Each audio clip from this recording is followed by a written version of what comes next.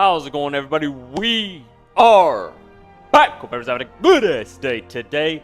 I know I am. Went out for lunch. Wasn't that good, but it was still fun to go out with the lady. Now I'm saying, of course you don't. But with all that being said, today is a Rogue Trader day because I felt like it. I didn't know what else to play, and I feel like playing Rogue Trader.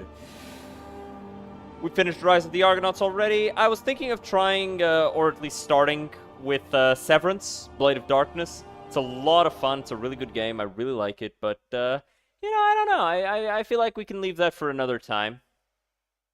I feel like we could do that at a different date. And when we do, it'll be a lot of fun. But I want to play Rogue Trader, and so that's what we are doing today. I'm an ant right now. I'm gonna turn into a person. Hiya!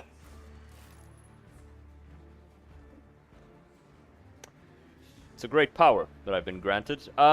Thank you to Airtight Sitting Crusader and 2-Bit Flog Astrologer. Welcome to the hill. Hope you guys enjoy your stay here. Glad to have ye. Alrighty then. Holy shit, Glyto? What's Glyto doing over here? By himself. Oh, hey, no, this is Solomon. Greetings, Rogue Trader. Hello. I would like to report that Glyto and I have finished our initial inspection of the upper decks. The list of infractions ended up being 5 pages shorter than expected. Huh. I'm beginning to worry that a servant of the Lex might have little to occupy himself with aboard your ship. Am I imagining it? Or do you seem relaxed? I doubt such a word could ever be accurately used to describe an arbitrator, but there is some truth to your observation. Since we're not in combat, I permit myself to stand at ease, which is to say, I'm standing by on full alert. Nice. Make the hand signal for understood. Solomon responds with an equally curt gesture, signaling his assent. Tell me about the Adeptus Arbites. We are servants of the God Emperor's law, made manifest in the Lex Imperialis.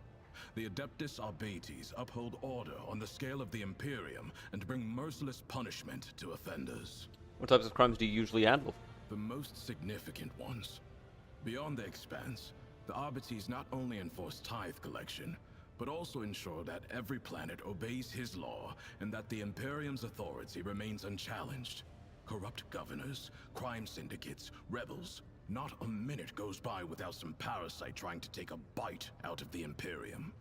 We destroy any who dare trespass against the law. So if you see someone trying to murder an innocent man whose life is irrelevant to maintaining order in the Imperium, you simply walk on by? Unless said man's innocence has been previously established, such as during an investigation. In any other scenario, murder is just a common disturbance. My intervention is only required in the case of an attack on an administratum functionary or some other important figure. Then, I must take measures. Nice and properly dystopian. However, if I have an assignment to carry out, I will ignore any distracting factors. The duties of the Arbites are above everyday crime. We collect the tithe that feeds the military might of the Imperium and sustains its authority over many worlds. So military police, basically. Trivialities is to commit a criminal waste of time and resources that have been granted to us to serve the absolute of the law. Well, Rykard Minoris did fall on your watch. Your suggestion that I could have prevented the disappearance of a star sounds almost flattering. And yet, I never dodge responsibility. Let the Emperor, in the hour of his final judgment, determine the measure of my guilt in what happened. Good answer. What about witches and archenemy cults? Those are indeed the greatest threat to the Imperium, and I never leave a heretic I meet without a bullet lodged inside him. But such matters are primarily handled by other forces, which are influential enough so as not to be mentioned out loud without a reason. Smart. I am at your disposal. Just how far do the powers of the Adeptus Arbites extend? As you saw for yourself on Rykard Minoris, quite far. I mean, yeah, he showed up and took over the planet. The Arbites passed the sentence and carried it out summarily. Only the highest echelons of Terra and servants of the Inquisition and rogue traders here in the Expanse can expect the privilege of a trial. Planetary governors, nobility, clergy, to an arbitrator, they are all equal before the law. Let's talk about the Lex Imperialis. I'm curious to know how you interpret its essence. Testing me, are you? That is fine by me. The Lex Imperialis is both a code of law and the word of the God Emperor himself. For millennia, his decrees have been amassed and preserved on Holy Terra, in the Hall of Judgment, alongside the High Lord's orders. It is at once a titanic collection of edicts and a holy text. But every world still has its own laws. It does. Your capital world operates under the Lex Dargonus, formed over many generations of the Von Valancius line. However, the Lex Imperialis is the final word in every debate. It stands above any legal directives a planet may have, for it comes from the Emperor himself. Interesting. Sounds as if it is impossible to know the Lex Imperialis in its entirety. It would take longer than a lifetime to read through even a fraction of his law. But there are fundamental, integral prescripts that every arbitrator knows verbatim. These are the Injuncta Cardinal, inscribed on the walls of the Arbites precinct fortresses and etched into our ammo casings. We quote them as the indisputable truth and recite them like psalms as we charge into battle. That is very cool. Bro, imagine a cop just charging at you, shield and shotgun in hand, yelling about the fucking law, right? That's terrifying, dude. Like, just comes running at you, you shoot him, he parries it with a shield, blasts your homie's torso off, and just starts fucking yelling laws at you. There's reverence in your words that feels almost religious. As it should. The codes of the Lex Imperialis are my prayer. Based. And I believe that every arbitrator's service is sacred, for it brings this imperfect reality closer to that inscribed in the Book of Judgment, closer to the God Emperor's will. Let's talk about something else. I'm listening. What is the mission of the Adeptus Arbites in the Coronus Expanse? To collect and guard the tithe. That does not mean we ignore other violations of the Lex Imperialis. We simply act within the scope of our limited resources, the first of which being our small numbers. Here in the Expanse, many believe themselves to be too far from the civilized parts of the Imperium to have need of the law. The presence of the Adeptus Arbites helps to remind those people that the Lex Imperialis is in effect wherever there is at least one human being. That will do. I wish to know more about you. You prefer to have a better understanding of the people you travel with. That makes sense. Ask. Where are you from? Port Wander in Calixis.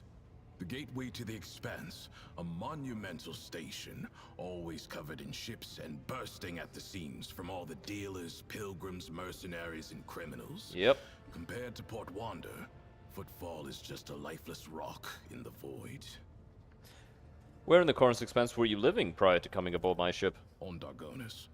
Lady Theodora gave the top level of one of the spires over to the Arbites. A noble house used to occupy it, before it decided to stick its hand into the dynasty's coffers. By offering us such prominent lodgings, your predecessor both reinforced her ties to the Arbites and made an unambiguous gesture toward the nobility. She was a shrewd woman and unforgiving. How did you find Dargonus? I must admit, I was pleasantly surprised. I'd expected something far less civilized, given that the Coronus Expanse is on the outskirts of the Imperium. Instead, Dargonus may even compare to some Calixian worlds in status and stability. How did you become an arbitrator? How? The short answer is the Schola Progenium. But I doubt you'd be satisfied with that. My father was an arbitrator, a good one, or else they wouldn't have found him in an alley filled with bullet holes. Someone who served with my father told me he was shot with 10 different weapons, and that he took at least 4 of the bastards down with him. Good man. I was sent to the Schola Progenium right after that, and the mentors there forged me into an arbitrator. I was an eager student, thanks to the example of unyielding duty and dignity my father set for me. The only thing I didn't need to borrow from him was hate. He didn't instill that. It was always with me. I never doubted that criminal vermin deserve only execution. But it was my father's death that truly crystallized my hatred. Made it complete. Were you able to avenge your father? No. I didn't want to. There was a time when I wasn't sure what to think of my father's death. Or rather, I tried not to think at all. I didn't look into the case, or for any other reason, to go back to Port Wanda. Arbitrators are never assigned to their homeworlds anyway. But when I was leaving Calixis, our ship spent several days docked at the station, and so I permitted myself to go to the spot where my father was killed. I stood there for a while, and nothing. I knew that another arbitrator would have already seen the investigation through. I had nothing left to do there. It's kind of sad. Hatred does not come from nowhere. It must have been your father's influence. It's possible. He didn't speak much. Sometimes we went days without saying a word to each other. The only time he was talkative was when he was going through his cases at night. He would inform me in terse and simple words who had sold out and why, what depravities the heretics from the lower hive levels had committed, what base motives the workers had had for hanging their foremen. All I did was listen, watch, and think. That was enough. You haven't said a word about your mother. Who was she? From what my father told me, she was a principled woman of poor health. She died in childbirth. Not having known her might be the sole regret of my life. Did you make up that sorry tale, or did it actually happen? It's all true. I am a second-generation arbitrator, and my father is as dead as it gets. I wonder if being killed in action runs in the family. I guess I should hold off until I have a kid. Not a muscle twitches in Solomon's face, making it impossible to tell if he is joking. Alrighty then. What brought you specifically to the Cornus Expanse? You should ask the Marshal. Hey, appreciate the follow, Meek Pitfold.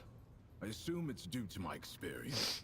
Why Collecting Pitfold? tithes from worlds bordering on Why Meek? savagery, and where people haven't seen a living arbitrator in 3 generations, is a task best left to a veteran. Transfer here sounds more like banishment to me. This isn't banishment. Otherwise, the same would apply to the Marshal and all other arbitrators in the Coronius Expanse. We are here because the Imperium needs its tithe, and that's all there is to it. What kinds of assignments did you handle before you were appointed to overseeing tithe cases? I suppose I have what you would call a proven and diverse track record. Investigations, rebel suppressions, punitive raids, dozens of completed operations. Have you been on any especially dangerous cases? I'd like to hear about your accomplishments. There was this one time.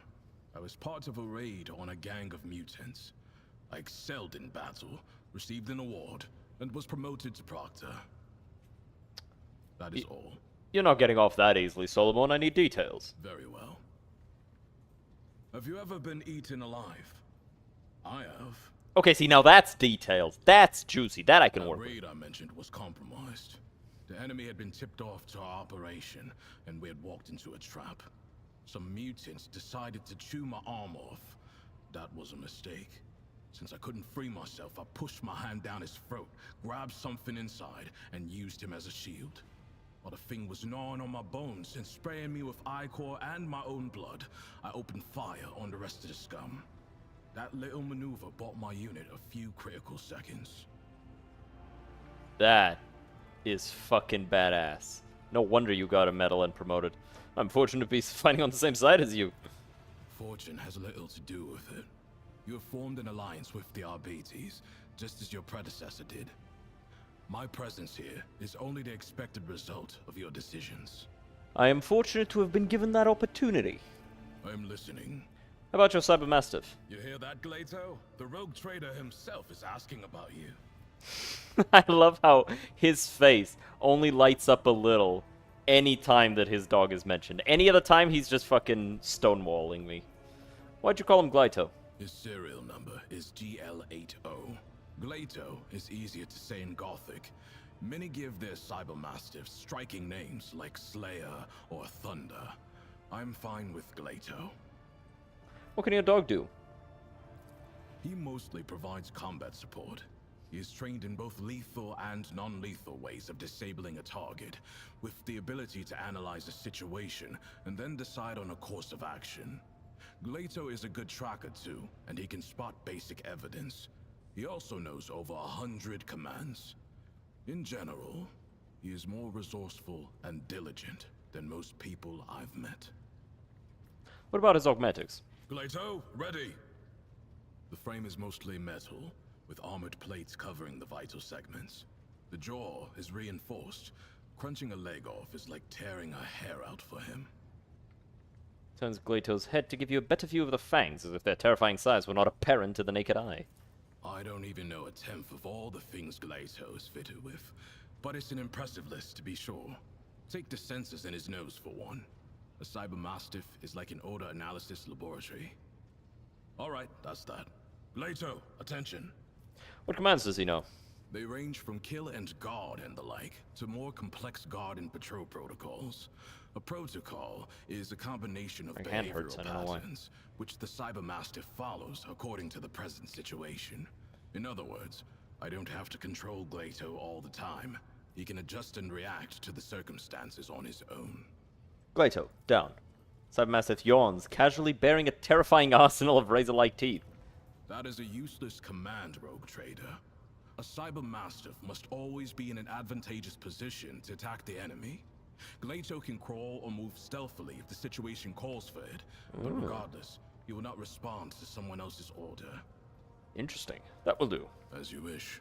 Is he fully servitorized, or is some part of him still a living dog? Generally, cybermastiffs have all aspects of their animal nature removed, but Glato is a special case.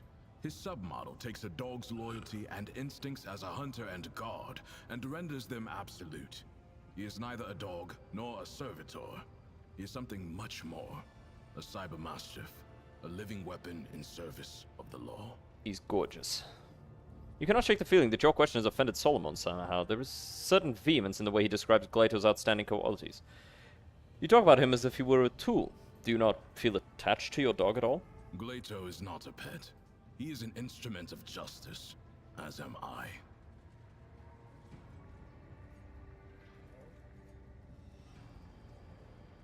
And you would be willing to sacrifice him for your mission? I haven't had to so far. I do not spend time contemplating such things. It is a fruitless pastime at best. And did I mishear you, or did you just say you consider yourself to be on the same level as your dog? Him, or any other weapon that lies in the hands of the law. Only my service to the Lex Imperialis determines the level on which I stand. Proctor, evidence suggests that you are not quite so indifferent to Glato as you want people to believe. Impossible. You found me out? Yes, I am 1/100% less indifferent than I let on. He only listens to you, then. Correct. Both his training and his augmetics ensure that Glato only accepts orders from me or from my superior officers. Apart from having the obvious benefits, it also serves to prevent disarray on missions involving multiple cybermastiff handlers. Ah, that's smart. Must be feel strange to be without your unit. I've never been a part of a rogue trader's escort before. That said, I adapt to change more quickly than you might think. And as long as Glato is with me, I can handle any transition. Hello, Glato. Cybermastiff pricks up his ears, examining you with an intelligent look that seems anything but bestial. Does Glato have a favorite type of training, or some other pastime of choice? Sometimes I let him play with heretics' corpses. That was a joke. If you're asking about entertainment, that concept does not really apply to an Arbite's dog. But I like to imagine that Glato is enthusiastic about training with me, that he enjoys running long distances at my side, and during target practice, he always seems eager to hear me give the attack order. That can't be all of it, can it? Fine. Let me satisfy your curiosity. I do have a special exercise that helps to sharpen Glato's hunting instincts. I take a few ammo casings and hide them in hard-to-reach places. One time, after a raid on a manufactorum, I gave him a whole abandoned workshop to run around in, but I also played a trick on him by throwing one casing onto a ceiling beam. Then it was Glato's turn to play tricks. He waited under the beam until I walked up to him. Then he jumped onto my shoulders and climbed to the top. He cut my temple open with his claw and almost broke my clavicle, but he got the casing. I think you and Glyto could do with your own training ground. I will order a space be prepared in one of the compartments and have it outfitted with everything you need. The equipment needs to be sturdy. Gleito is unstoppable when he's not holding back. Thank you. You're a fine and loyal companion, aren't you, Glyto? I must remind you that Gleito is a living weapon. If you like the number of fingers you have, do not touch the dog. Can't you ask Glyto to sit still for a moment? No. I suppose my fingers do have sentimental value eating chips right now. I don't have chips, I got cookies. But I don't have chips right now. Here you go, Glyto. Give the dog a piece of dried meat. Glyto looks at the treat with indifference. Gleito is not a house pet, rogue trader. Trying to feed him will get you nowhere. He only eats out of my hands, and only at specific times. Strict training. It protects the Cyber Mastiff against deliberate poisoning and other ill intents. Basically, don't waste your time or your meat. Serve with duty and honor, Glyto. Cyber Mastiff growls quietly. It seems he does not take kindly to anyone making eye contact with him for more than a second. Well, I have other business to attend to. You know where to find me. Yeah, that dog does not fuck with anyone whose name isn't Solomorn. Words cannot describe how boring the bridge is without our stimulating conversations. What does your special sight reveal? Reading Xenos'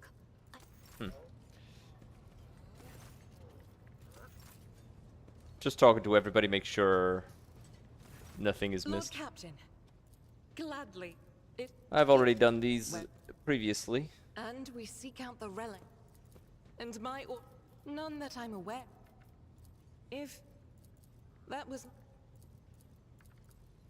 It is, of course. One day we will... Alright.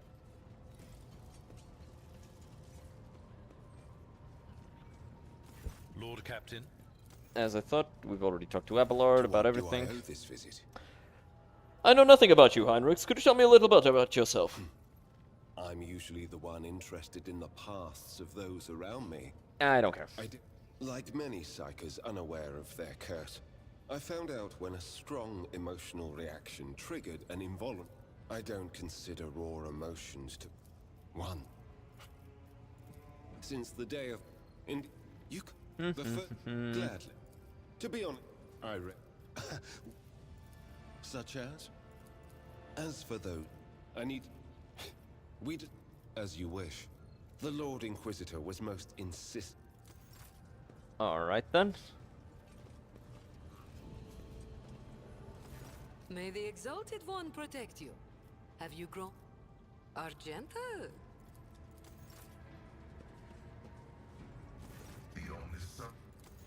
Okay.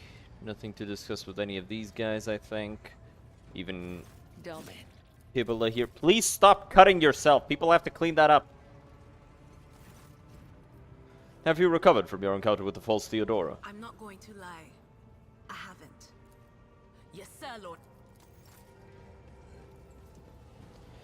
Do I have anything that I can trade here with Yanris? Probably not, but doesn't hurt to check.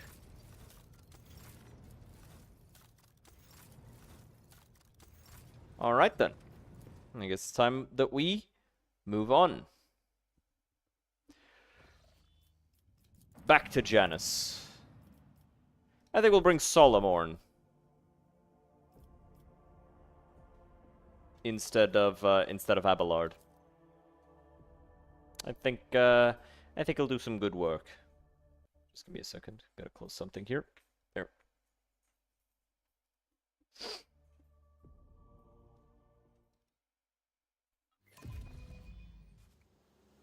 Your lordship.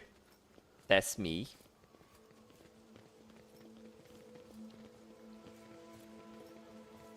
Embrace true power.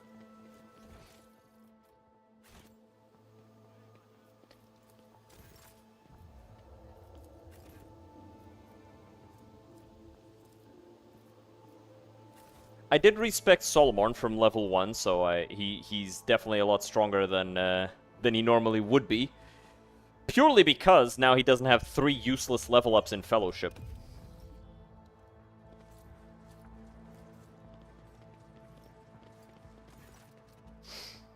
My entourage will come. I want to speak to the governor alone.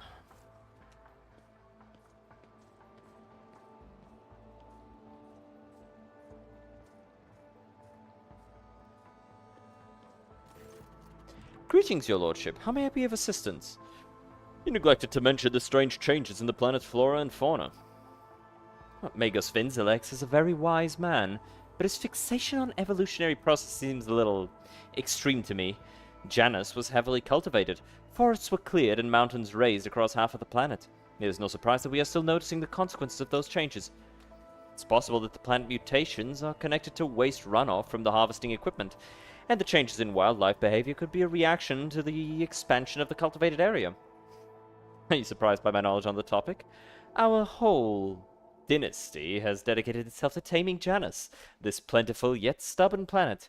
Every member of the Viat bloodline is versed in the fundamentals of planetary engineering, and its consequences. Rumors have reached me about oddities among Janus's population. Well, I don't deny it. Some of our experiments exact a higher toll on the population than others. You see, recently one of the noble families of Janus has taken on the difficult task of enhancing the attributes of our workers. So far, it has involved introducing experimental supplements to their food and mental conditioning in monitored settlements.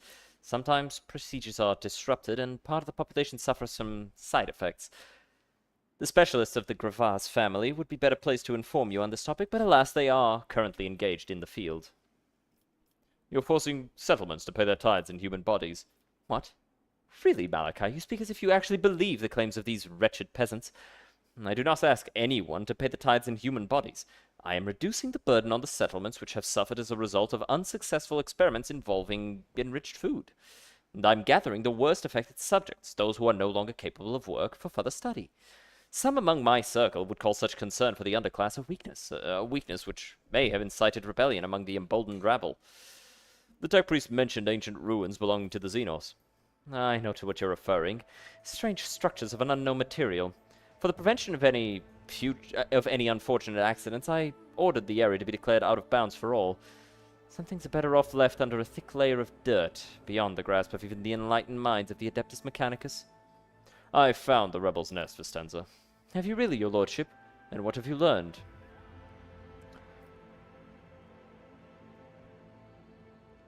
Let's not waste time on meaningless chatter, Vistenza. You are a servant of the archenemy. What? No. Everyone has their secrets, I suppose. Everything between us can remain as it was. Thank you, your lordship. Your wisdom and indulgence toward your inferiors do you credit as a member of the von Valancius dynasty.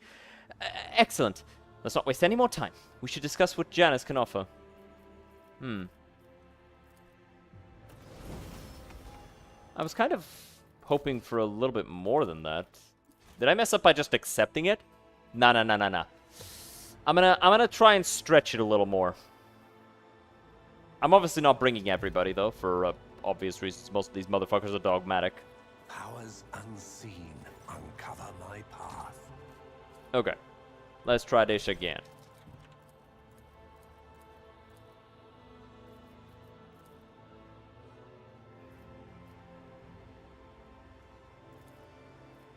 It is beneath the dignity of a governor to squirm so pathetically, Vistenza. I, daughter of House Viat, governor of Janus and citizen of the Imperium, serve no one other than the Emperor and the von Valancius dynasty, and what you are accusing me of is merely a tool at my disposal. A tool that I have the power and courage to use. Do you think ordinary methods would have been enough to tame this demented planet? No.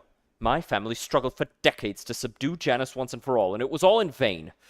But loyal servants of those families who have resided on Janus for centuries helped me to unlock a new source of power.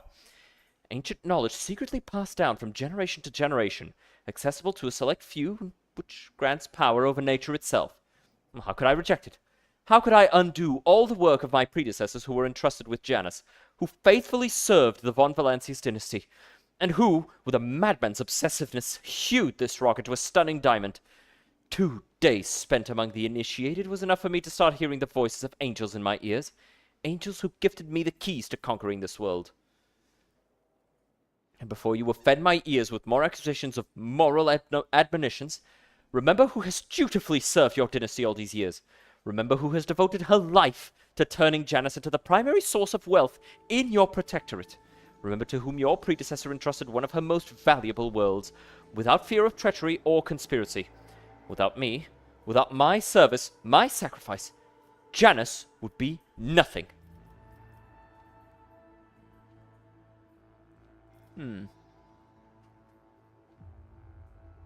I have heard enough. Continue on as you have been, Vistenza. Let the power under your control benefit the von Valancius dynasty. I knew you were a man of reason, one who values loyal subjects. Long live the alliance of Viet and von Valancius. Alright, I guess that really was it.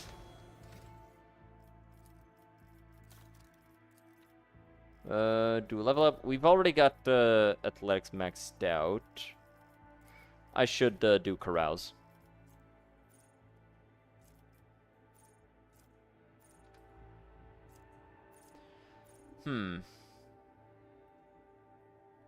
This isn't bad.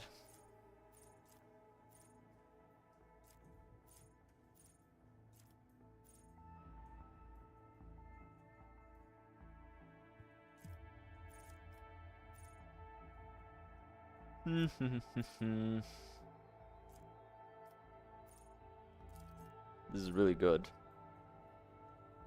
This is also very good. Because we have multiple sources of extra turns most days.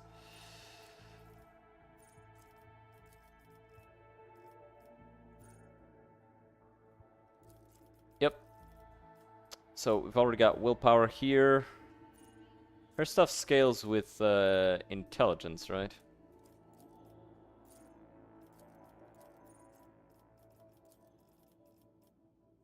Think so. Yeah, I'm increasing her intelligence here, so let me see her features. Yeah, it's intelligence. Alright, Pasky.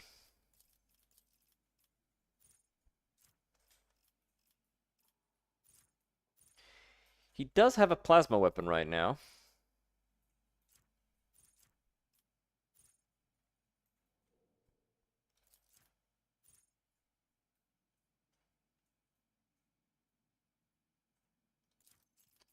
Take this. Gradually increases damage, that's good. Cultibolt additionally removes deflection, willpower, and toughness. It's not bad. That's really good.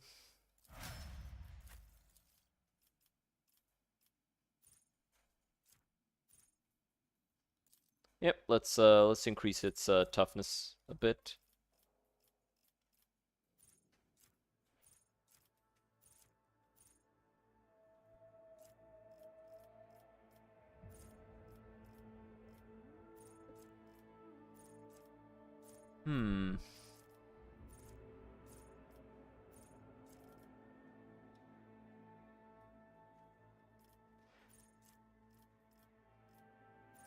What's a skill that she could benefit from?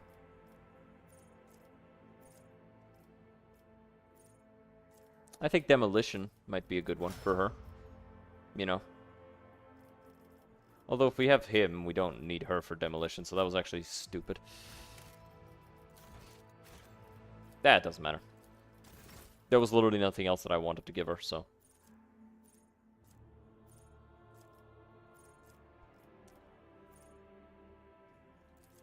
This is really good.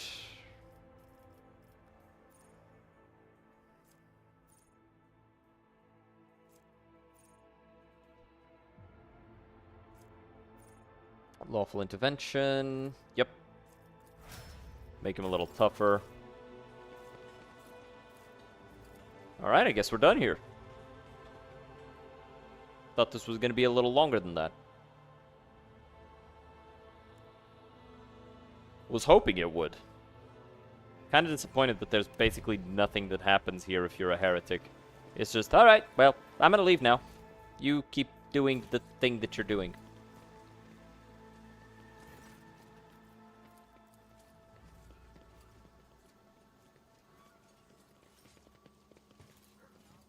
I guess we got experience, but it's like, you know,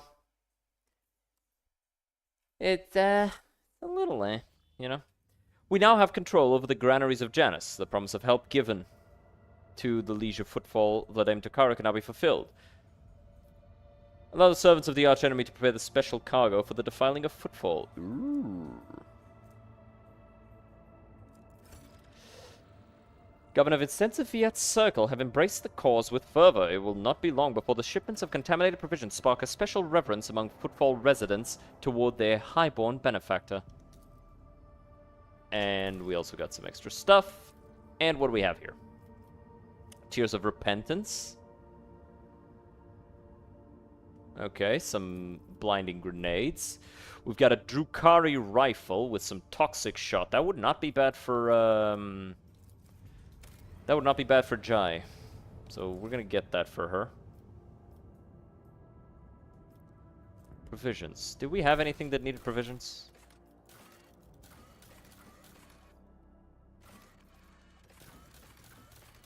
No, nothing is active here.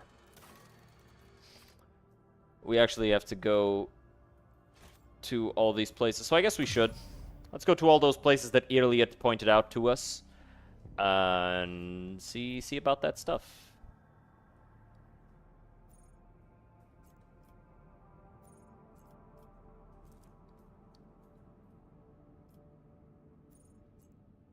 We've already been to all of these places, so we know that they are fucked. Yeah, I think that's the correct pronunciation of the word. Oh, what's happening here? What'd I miss? What'd I miss? I kind of skipped the dialogue. Oh, it's Iliad. Hello.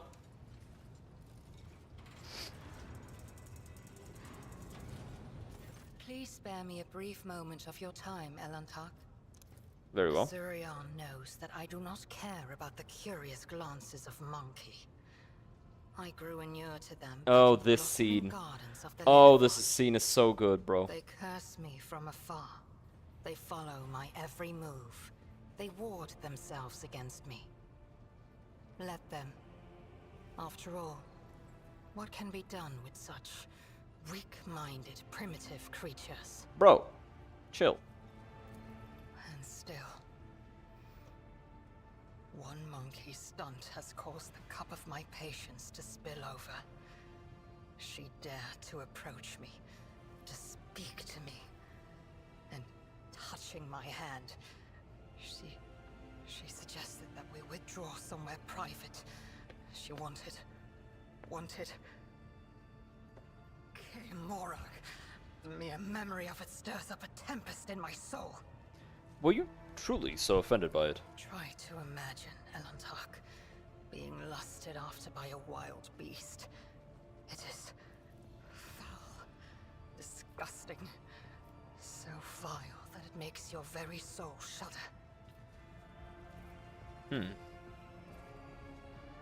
My people have behaved contemptibly, and I apologize for it. I accept your words, Elantak. And still, I understand that this incident wasn't pleasant for you, but it does not mean that all humans are animals. no. Your kind, simple souls and narrow minds are the root of all these flaws. Goddamn, bitch. Narrow minds and simple souls. Every day, I feel as if I am caught in a trap, surrounded by a pack of wild animals. I am prepared to pay this price to find my kin, but everything has its limit. I do not think you fully understand human thoughts and actions. It will take time, but I can help you make sense of them. I have walked the path of awakening, Elantak, and learned to see that which is hidden, and hear that which is unspoken. When I found myself on the Lilithon, I watched your kind long enough to understand the true nature of Monkey. I do not think you can tell me anything I do not already know. I think I can. Because you were Nevertheless, looking at a bunch of I will not peasants protest. who had to work every Conversations with single you hour are of the every single day only of their thing lives on in order this not to ship that starve to can death. ease my So of solitude. course those people are going to be simpler than somebody who is able to devote themselves to more complex thought processes. You are a Xenos, a strange and unknown creature. And humans strive to understand the unknown, for the unknown is the most frightening thing of all. Had any of them wished to understand my nature, they would have already run away in fear from one who walks the path of the outcast. But they are just trying to provoke me, hurt me. No. No. Monkey are driven by their instincts. To survive, to breed, to ensure the preservation of their species and the annihilation of those who threaten them. Like the Eldari. It is neither good nor bad. It simply is. Sometimes we struggle to understand the motives behind our own It actions. once brought down my kind, Elantok, toppling us from our pedestal as rulers of the galaxy.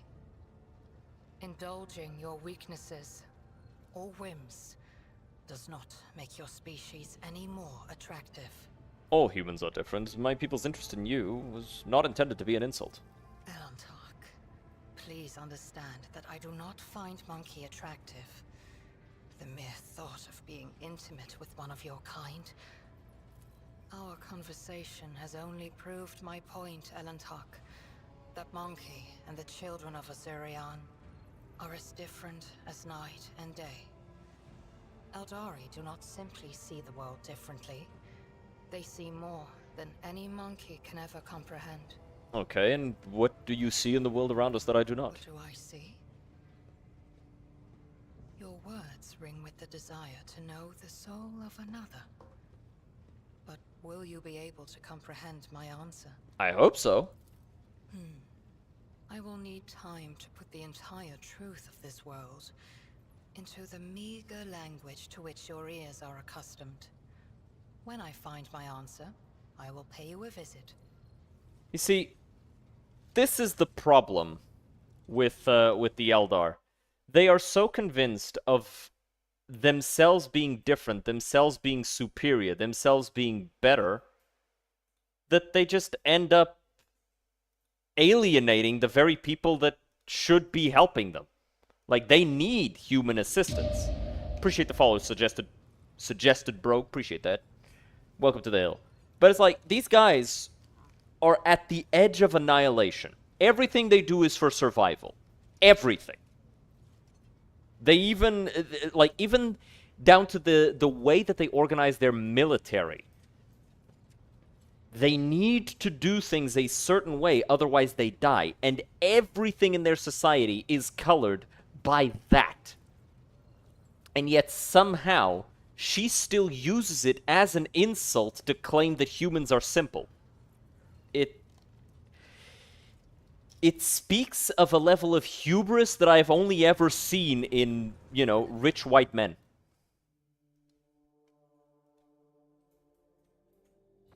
And women on Twitter. Women on Twitter also have it.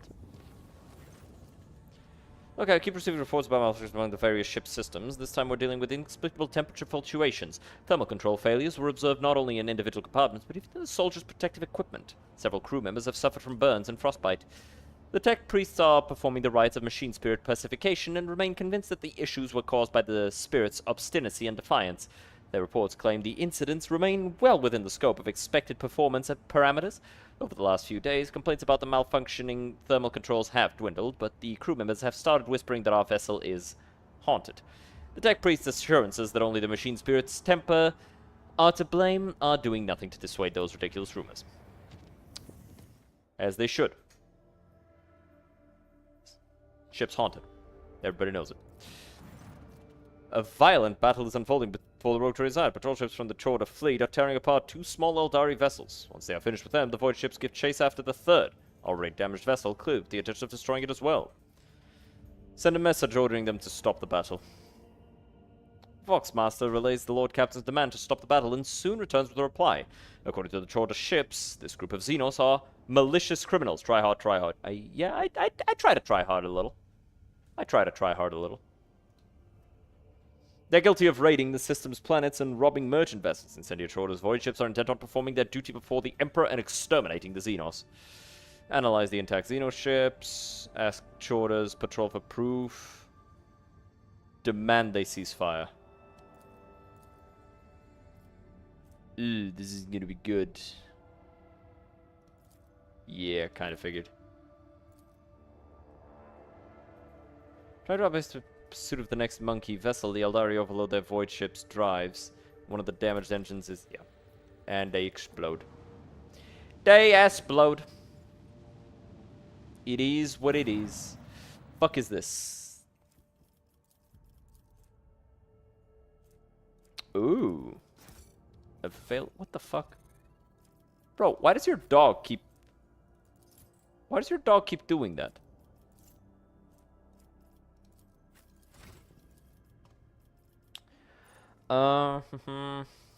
Yep.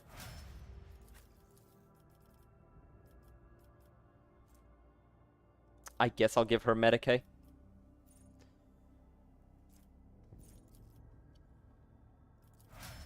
She actually needs that for the kicks.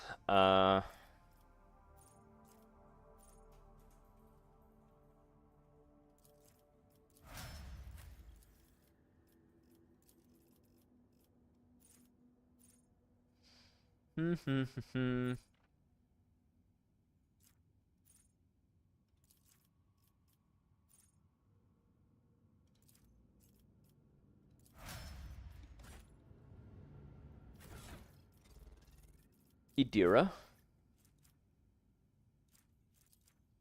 Have a cape.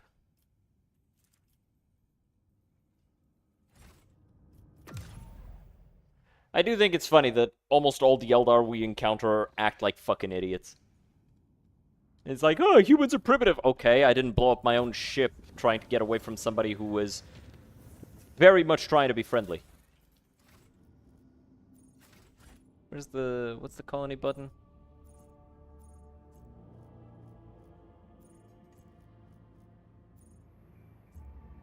Colony management is Y. Your Lordship, there are alarming reports coming from Janus. A number of strange mutations have been spotted among the population in remote agri-complexes. Aside from the obvious disfigurement and the subsequent estrangement, these mutants, called wretches, by the rest of the colonists, are coming together to practice a primitive form of religion. Hey, appreciate the follow. I, Nico Scallop. Welcome to the hill. Are coming together to practice a primitive form of religion involving ritual worship of the land. While they display no disobedience or hostility, their very existence is concerning. Governor Viat suggested the mutation may have been caused by one of her genetic experiments aimed to improve the working populace. She notes the docility of the specimens and asks not to treat them as abominations that would otherwise be purged. The Janus nobility humbly awaits your decision. What do you know about these wretches? Their mutation causes loss of skin pigment and the shedding of hair. Some have started developing a translucent third eyelid, similar to that of reptiles. Others have succumbed to progressive atrophy of the larynx, causing the loss of human speech. At the same time, their tendons become denser and more elastic, provided increased endurance and load resistance. The wretches are commonly ostracized due to their grotesque appearance. There haven't been too many cases of mob justice yet, but they will become commonplace after the mutation's deformities become more obvious.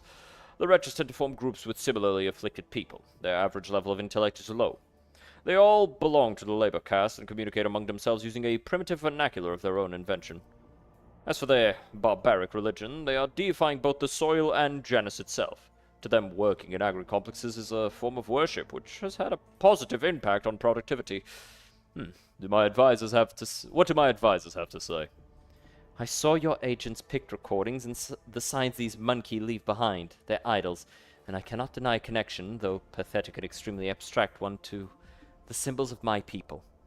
Their guttural prayers echo the sounds of the children of Asurian's speech. The probability of them having come into such close contact with our civilization is non-existent, yet they are still somehow connected.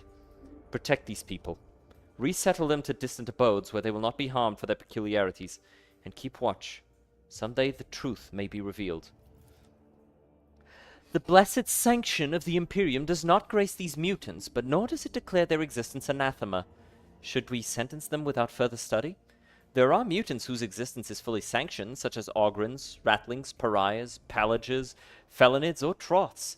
Our library had many treatises on the Genitor's craft, and I could impart some of that knowledge to your servants. Purely theoretical, of course. This mutation has not been properly studied and is missing from the catalogue. I am not registering a basis for delaying the commencement of immediate genetic purification. I recommend launching a thorough investigation into the genetic makeup of this forbidden strain. It's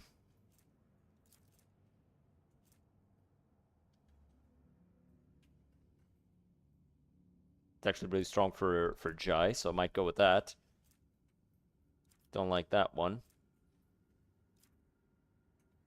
Either efficiency at the cost of security or security at the cost of efficiency, and we get Medicaid. I'll take this one. I feel these Monkey have been touched by something wondrous. The mutants will resettle to distant agri-complexes where their unorthodox appearance will not put them in danger of being massacred by the serfs. The mutants were put under surveillance. One of the watchmen spotted a mysterious relic in the hands of a group of wretches that turned out to be an item of Xeno origin. It is unlikely the mutants understood the nature of the object they worshipped.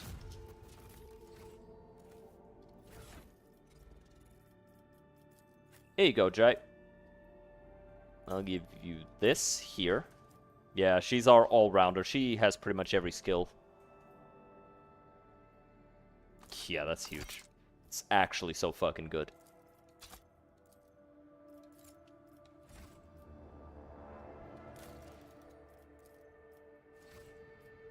Damn it. Alright, yep. Now, let's look here. Secret of the Winter Scales. Unlocks Blood and Nephium. And gives a bunch of provisions. Eye of Joyuz, but blocks Rose of Zamarkand. Gives me Drusian, and this gives Kazbalika. And Pawn of the Unreal, and Profit Factor and Chemicals. We lose efficiency, but we gain complacency.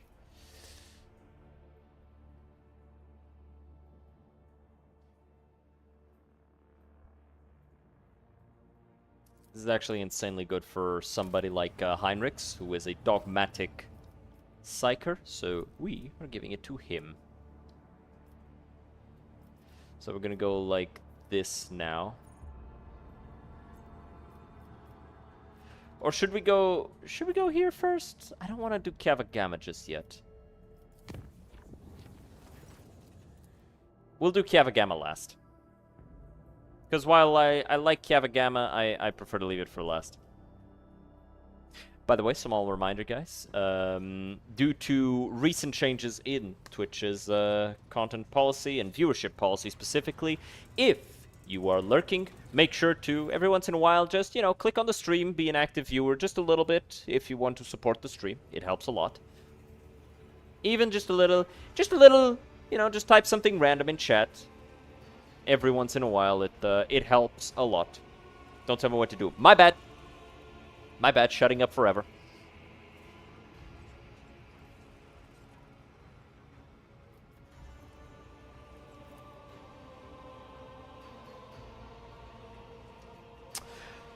Then listen closely to my answer, Ellen Tuck. You may struggle— I lied, I'm not shutting up forever. You may struggle to comprehend what is to be said, being accustomed to reveling in your own might and skewing the world to suit yourself. Pitch your understanding not toward my words, but the sense that lies hidden in the shade of their sounds. You try to split the world into pieces, to fragment it into light and dark, truth and lies, self and other. But I see the world as a single whole, and in this lies its simplicity and complexity. Appreciate the follow, Jacqueline. 2004, I assume. That's when you were born. We got a 21-year-old in chat. Everybody bully them. But I see the world as a single whole, and in this lies— do not actually bully them. I can sense the people, like, I can sense people immediately reach for their keyboard. Do not. It is not enough simply to see the world and hear its voices. You must understand it. Think of the Leleathan, the world on which our paths crossed. What is it truly? What is its essence? The Leleathan's magnificence comes not from the green of its vast forests or from the depths of its water. Its beauty is in the word, in the way it dances on the tongue. And even you, Elantok, can sense it. Try. Say the word, slowly, delicately, casting aside all stray thought. Feel, perhaps, then you will see. Close your eyes, empty your mind, and speak the word. Leleathan. The world around you fades, and your perception instantly narrows, coming to a single point of focus on the tip of your tongue. Le. Your tongue delicately tickles the roof of your mouth. You do a le here? Le, le, le, le, le. With your lips. It goes on the lips, not the roof of the mouth. Le. Le. Your tongue delicately tickles the roof of your mouth, and the sound slips along your throat with incredible silkiness, warming as it goes like a sip of fresh recaf. Lay. The tip of your tongue touches the same place again, and air softly rushes from your chest. The sound like the susurration of leaves as the wind weaves through a forest canopy. Fun. Your tongue taps your front teeth, and a gentle vibration spreads through your body, sending a shiver along your spine. I think I'm beginning to understand. If your words are sincere, Elantok, then you are capable of seeing more than you do now. Instead of the lifeless clamor of monstrous mechanisms, the roar of engines and the discordant voices of your followers, I hear and attend to silence.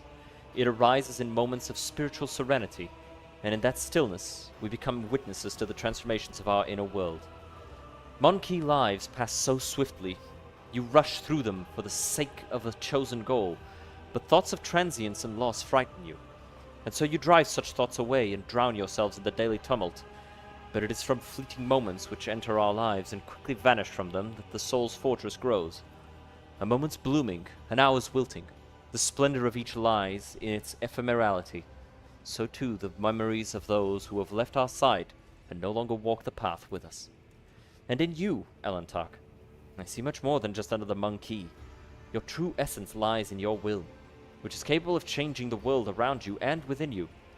It lies in your ability to create, and to understand your creation, and in your ability to destroy.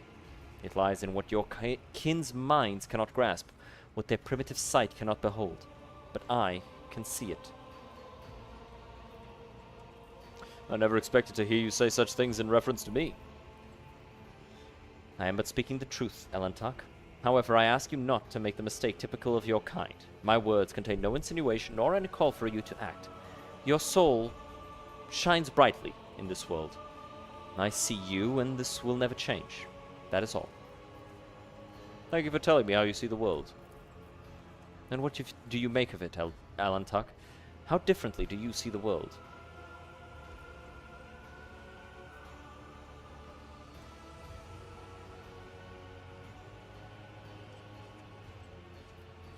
Let's go with this.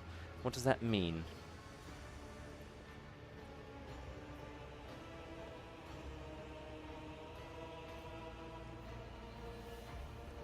I see the uniqueness of every creature, everything, and it pleases me. I can follow the line of your thoughts, Elantok. Every form, color, creature, and being possesses its own charm and capacity to stir our emotions. Millions of stars in the darkness, the inimitability of void crystals, the plethora of intelligent and primitive life forms that inhabit the galaxy. The world manifests itself in endless diversity, and in that lies its true magnificence. Now that we have each shared our truth about this world, I would like to know if your thoughts about me align with those of your kin, Elantok, or if you see me differently.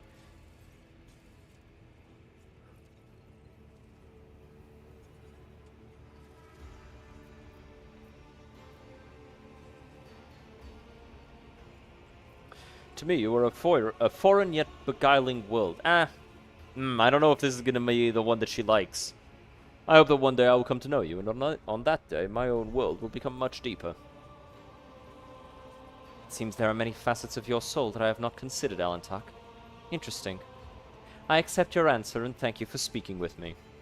This is the first conversation on board this vessel that has truly brought serenity and joy to my soul. Because I need to organize my thoughts regarding my companions here. Because right now, these are both kind of filling the same role.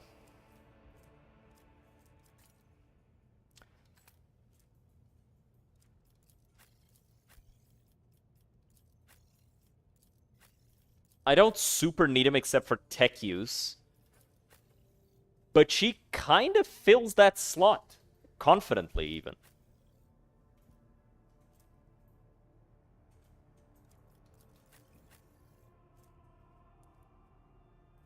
So, you know, I might just put him aside and bring Iliad instead.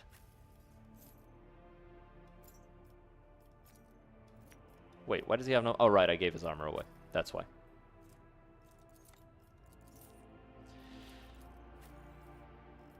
I didn't give it away, I gave it to him. There. That's better. Once we get some armor for Abelard, we'll probably maybe bring him along again, but we'll have to see. For now, I think our soldier slash off tank is gonna be Soloborn with that shield.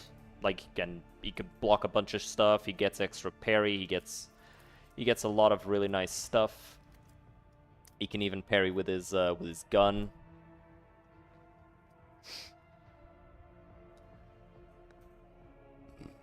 Pardon? Yeah. +1 attack until the start of the next turn. Every time they either parry an attack or hit two or more enemies with this shotgun's ranged area attack. So, you know, it's definitely good.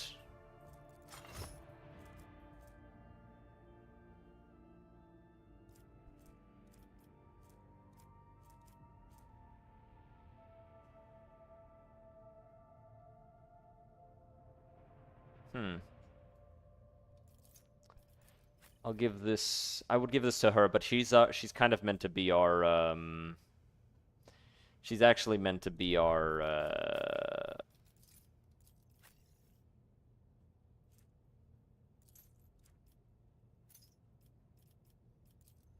our skill check provider.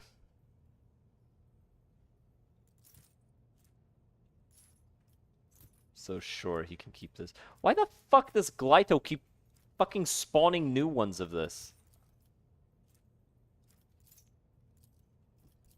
Like, every time I look at the inventory for a few seconds, there's whoop! Back. Hello. I have returned. You cannot get rid of me. Fuck you. Like, damn, bitch. Go away.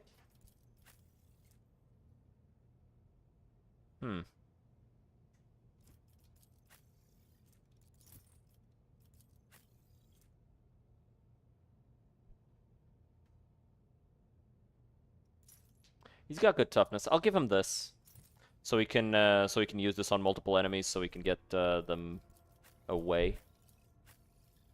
And sure, you can keep.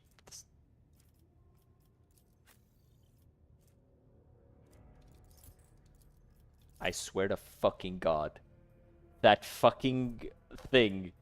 How many of those have we gotten just here? 3 of them.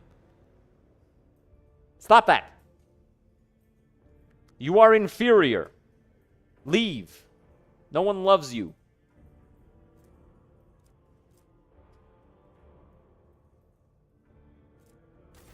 I'm not talking about you. I'm talking about the fucking inferior combat algorithms that Glyto keeps fucking spawning. I've given him a stronger version. Why does he keep making more of those? Is Soloborn doing this? Is he the one doing this to me? Fucking bastard. But yeah, let's not do let's not do Kiavagama first. I wish to go elsewhere.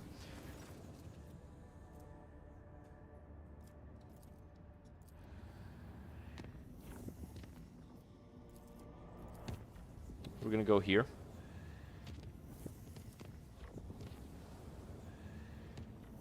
We might go to Dargonus next.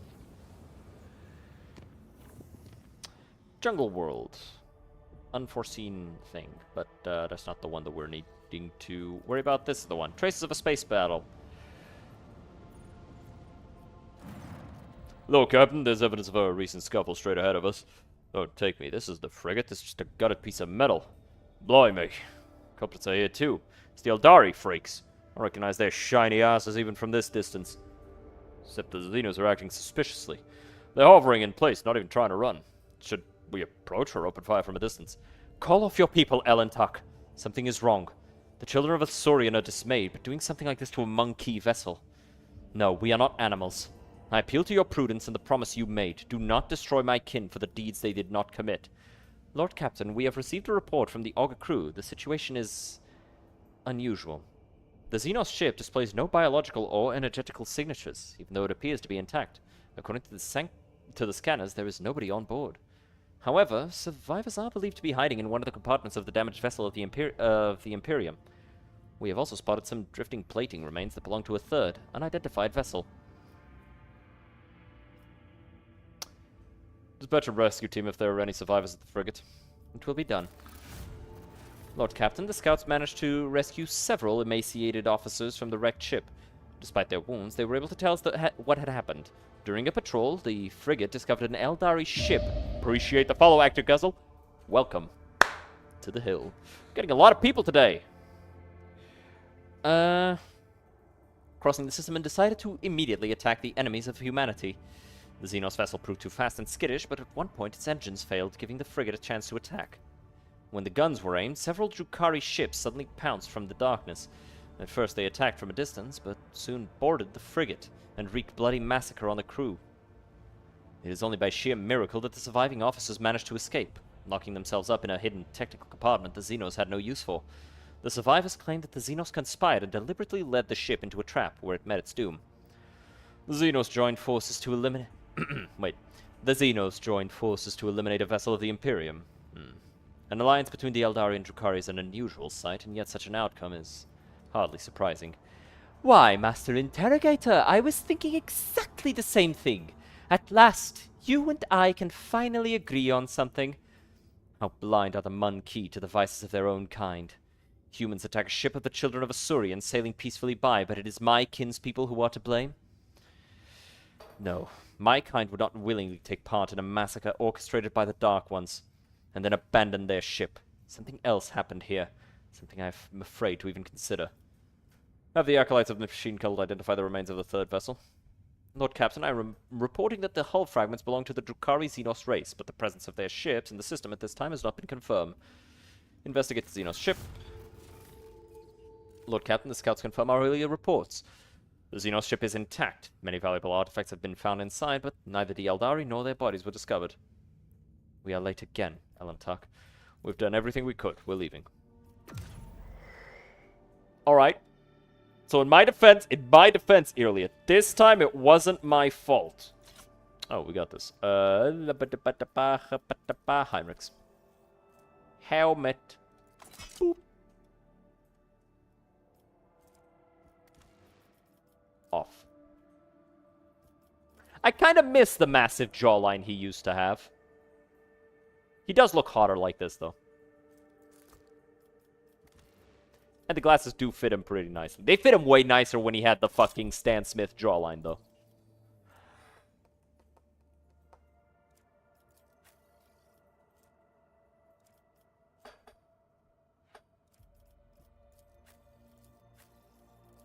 Pretty sure everybody already has a headpiece.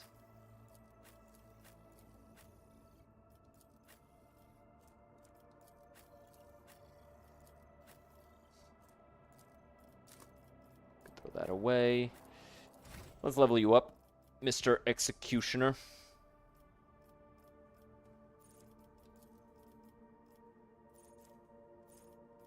I'd rather focus on his psychic shot.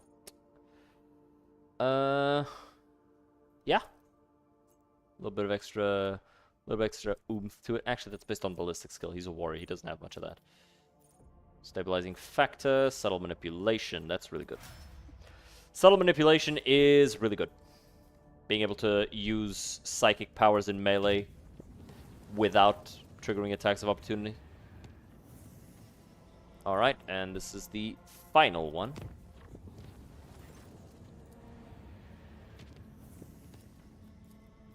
Right? Yeah, save the Eldari survivors.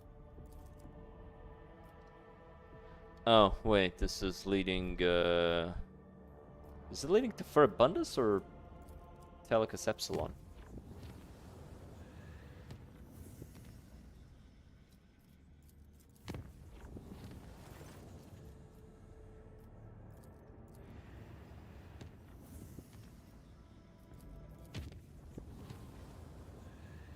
Yeah, it was leading to Furibundus. Alright, we are not doing Dragonus just yet.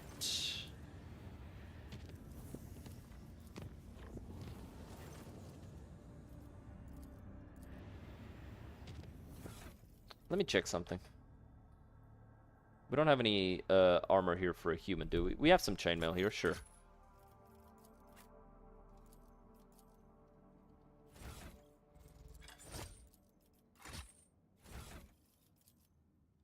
You can wear the chainmail until we find something better.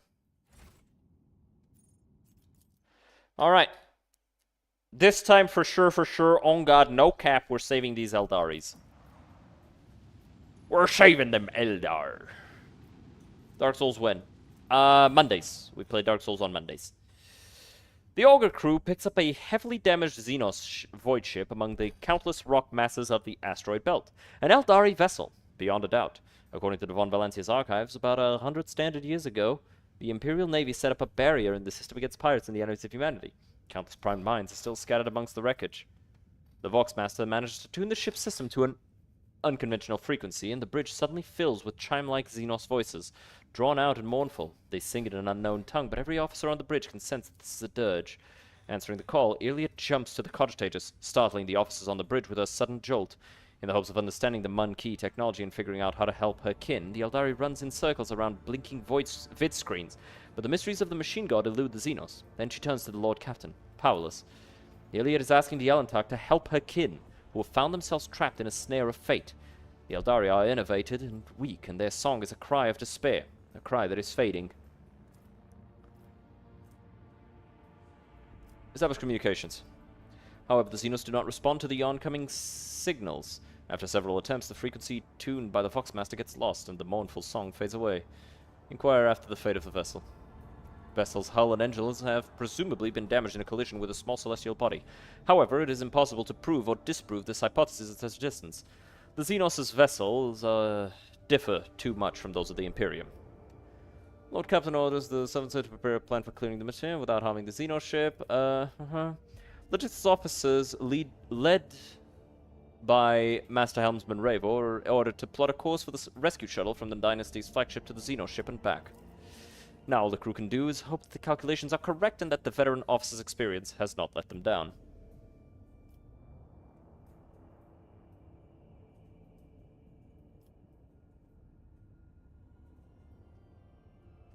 Let's go with this one. Malachi von Valencia sends a shuttle with an experienced pilot and scouts in hopes that the smaller vessel can bypass the ancient minefield. The shuttle enters the asteroid field. The pilot proceeds with caution, confidently avoiding the chunks of rock and nearly imperceptible mines. However... Oh. When the shuttle reaches the Xenos ship, the rescue team's report catches the bridge crew off guard. The vessel's starboard side has been breached by the macro weapons of an unknown Imperial void ship. There are no survivors. Shielding her eyes, Iliad closes them and clutches the spirit stone at her breast. Coming to, the Eldari does not speak for a time. With notes of sadness in her voice, carefully picking her words, she concedes that the Elentak did all they could to save her kin, and yet it is the Mun Key who were responsible for the loss of the Eldari void ship. Saddened by the pain and hatred that humans have wrought upon her kind, Iliad quietly leaves the bridge.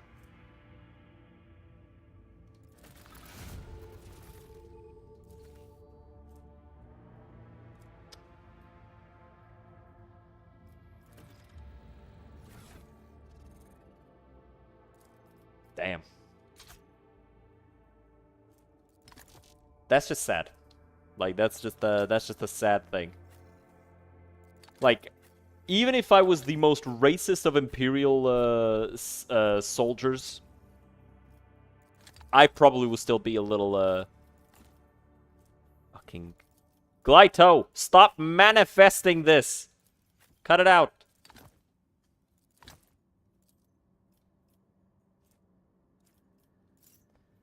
What do you mean, if?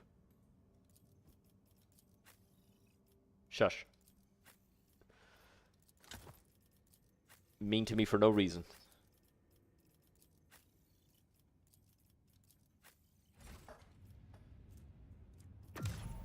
I am, in fact, not a citizen of the Imperium of Man.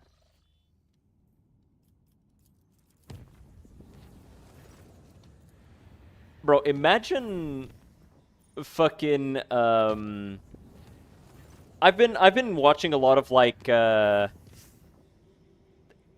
police body cam footage stuff, and it is so funny to see like the entitlement of people who live in modern day America mostly, just talking back to the cops like nothing's gonna happen to them. Imagine that shit in an Imperial world. You just start mouthing off to a fucking Arbites and he fucking domes you with a shotgun.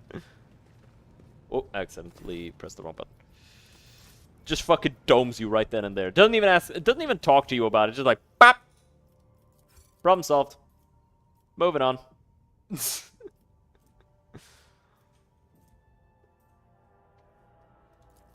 Eh. I'll compare this to what she has. I don't need this.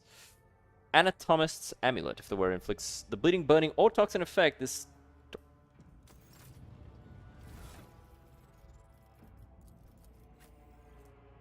When the wearer hits an enemy with a melee attack, the wearer's nearest ally gains 10 temporary wounds. I'll give this to you.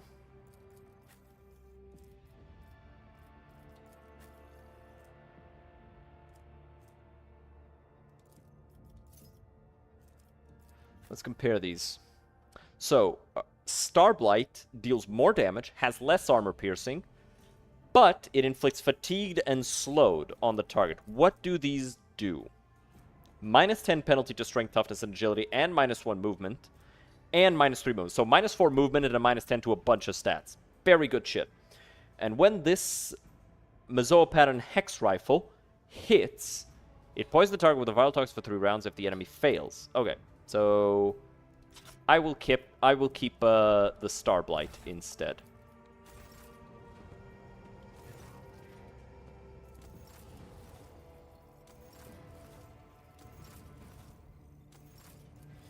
I kind of want this fusion gun for Iliot.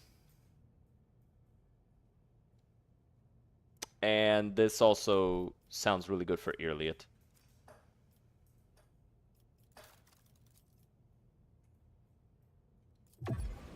Not enough. God dang it. God dang it.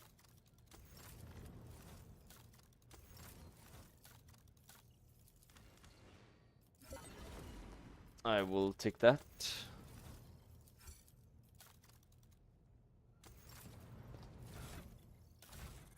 Let's look at the void ship stuff. So this one allows flak shots. This is torpedoes. And this increases flagship hull integrity by 10. So I'll take the flak ammo. Because we do have macro batteries here. These are plasma. 99 damage, the macro cannons deal more, and the plasma deals the same. It's in fact the exact same pattern. What do you do?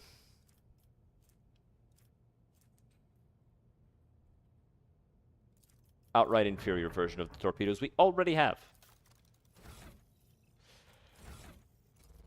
Alright, let's compare these. Will to live. What does this do?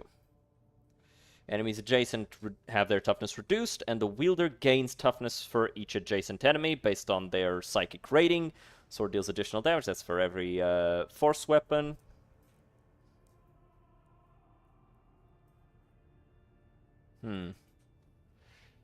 Reduces veil degradation by what I assume is 2 times the psychic rating? Yeah, 2 times the psi rating. Increasing toughness on a warrior is kind of crazy, actually. I don't think I want to replace that.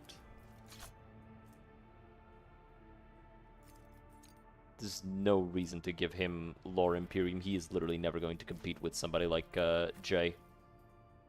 You know? Just feels like a waste. Yeah, I'll give him this.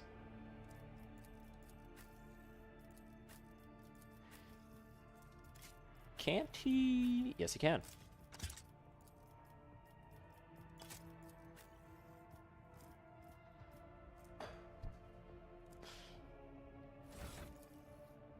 Don't I have a shotgun around here? Yeah, I do. You can have this. Adeptus Arbites Foehammer. Keck. What is Keck? What I miss?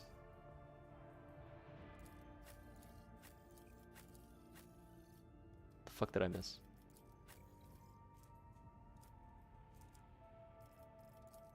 Wait, did I sell the wrong thing?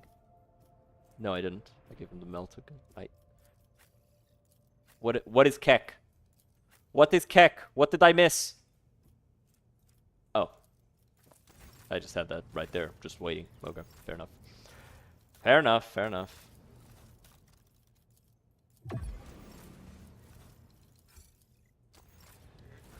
Alright, let's give Iliot the fusion gun. Actually, it's just outright inferior to the Silence of Shail. One shot, much less range. A lot of armor penetration, but she already kind of does that just fine. A Dark Lance. I don't know. No, I don't care about that. And increase the wearer's chance to hit targets at a range of 10 or further by 20%, or an extra attack. I think the extra attack.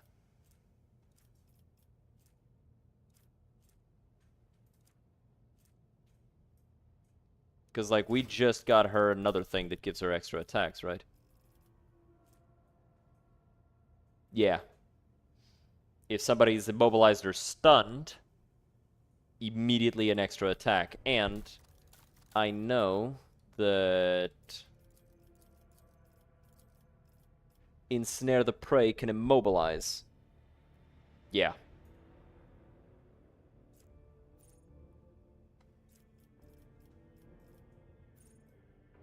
Each enemy takes damage, must pass an agility check, or become immobilized. This is based on perception, intelligence, and agility. A lot of stats to increase. We'll increase her perception next, I guess. No, perception's already maxed out. Intelligence is maxed out? Why are these red?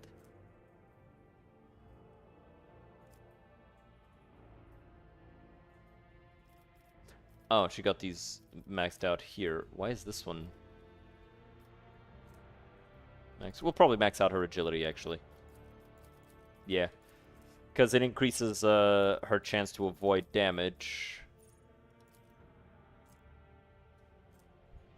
So I think that'll be the better one. And it also gives her a bunch of stuff. She could put down a bunch of snares. Yeah, that's good. Yeah, we're gonna get her this so that she can spam those. Probably should have gotten it in a different order. Maybe shouldn't have gotten that yet. No point to it. Goodbye, Eldari equipment.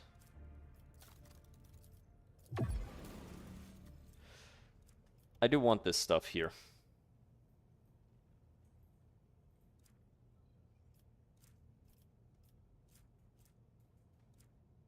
Awakened Nightmare. Each tag made by this, increased veil degradation, but veil degradation times psi rating. Oh, that's going to be insane on somebody like Heinrichs. Because he's got insane psi rating because of that helmet. Granted, he's only like 2 stages of dogmatic, so it's only +2. Still, it's pretty good. She's not going to have that many.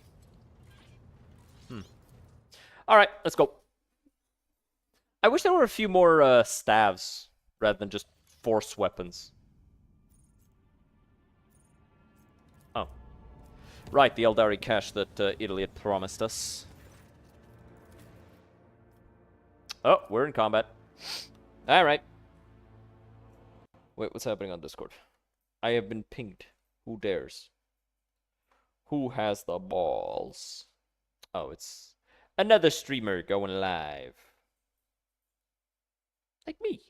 I'm live right now. Don't go watch other streamers, watch me. Alright.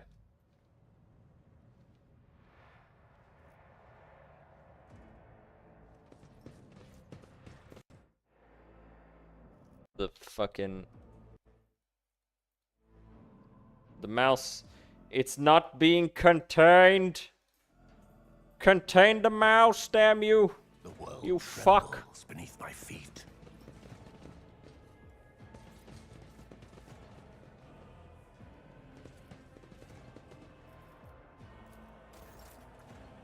Hey, Elliot. You know how I think it's funny when you blow people's heads off? Make me laugh. Your struggles are 8 vain. damage.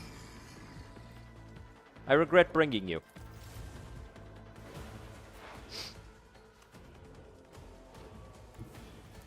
She can't damage the turret. She can damage these guys. Bigly. Okay.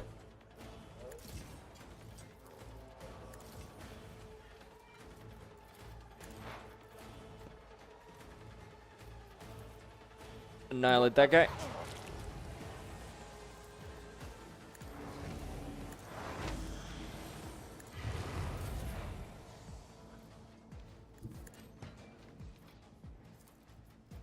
Okay.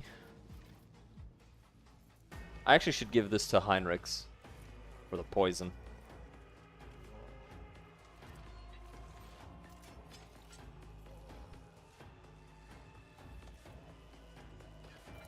That is beneath me.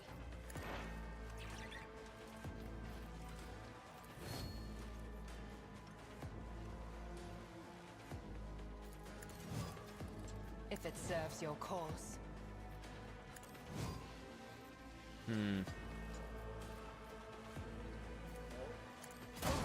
Okay, that's better. When that guy dies, I want you to take an...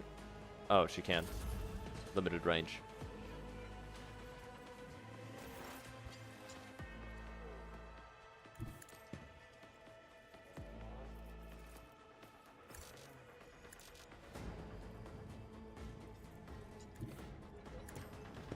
Okay, he does have line of sight from here.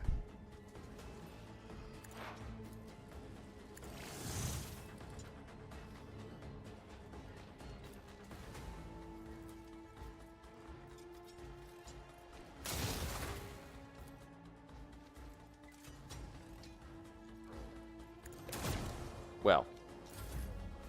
Shittles. Like Skittles, but shitty. Blow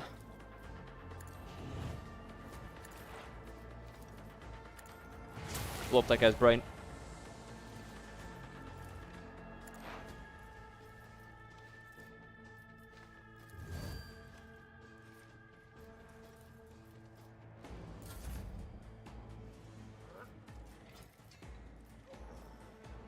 I'll put this here.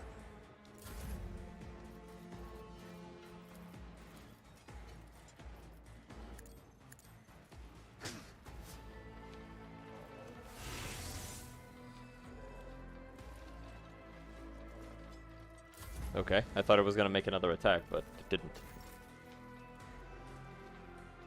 So that was weird.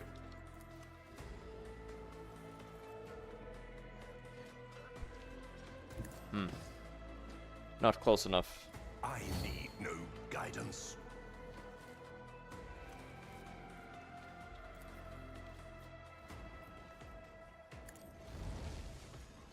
Ruin beckons. Alright. Stalwarn's next.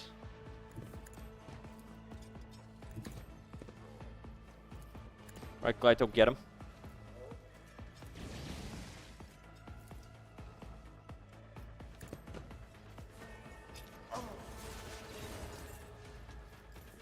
Very cool.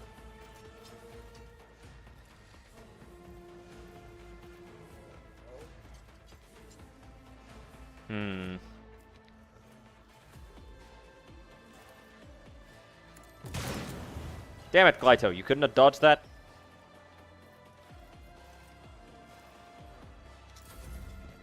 Glyto's gonna fucking bleed to death.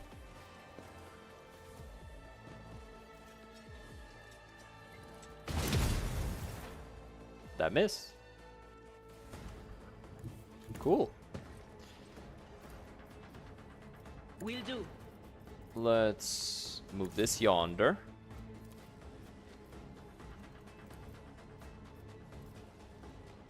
Blow that guy's brains out his ass.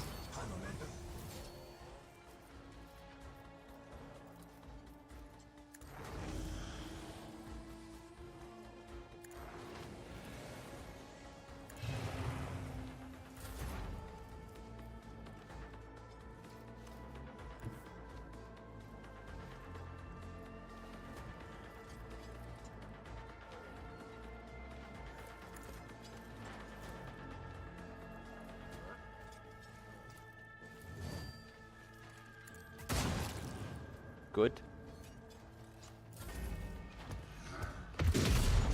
Missed. Missed. Pussy. Go. Target. And... blast them.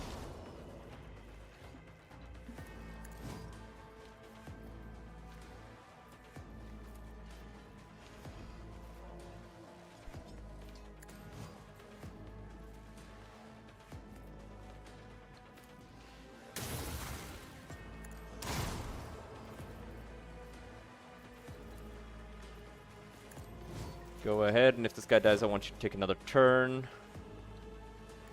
Okay. Am I getting paid for this? So now, extra turn where you move. I'll put you over here for the charge. Extra turn where you charge.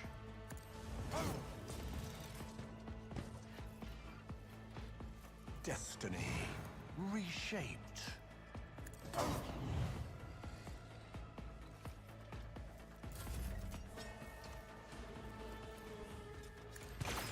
Missed. Damn it. I'm not sure if this is going to be safe for the bird, but we're still going to do it. Mostly because we're dumb. Hey, good dodge. Good dodge, birdie wordy.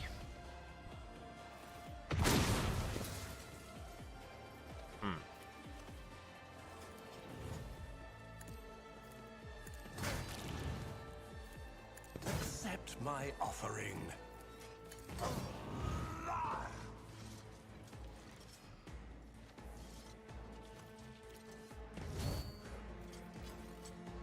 Did I forget to switch stances? Yes, I did. That's okay. We're hard to hit, and that's fine. Fuck. They took my dog out. And by they, I mean I.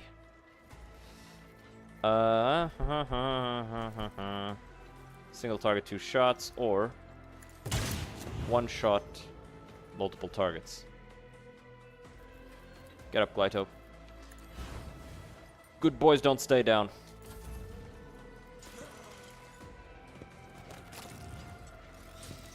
Why do you get to go first and then bleed? Aren't you supposed to bleed at the start of the turn? Why didn't I get to... That missed, I guess.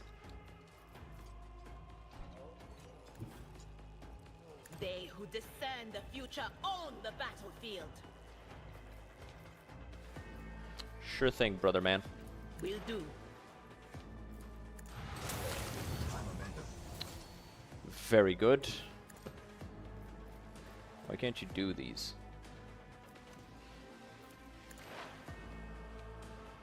Oh, she can't attack on this turn. Right, right.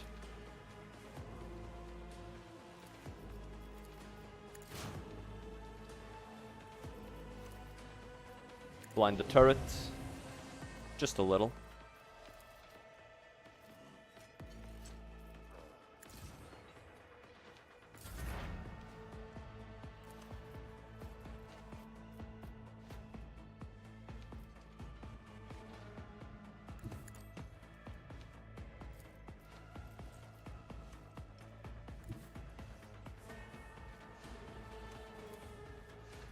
She doesn't have line of sight to anyone from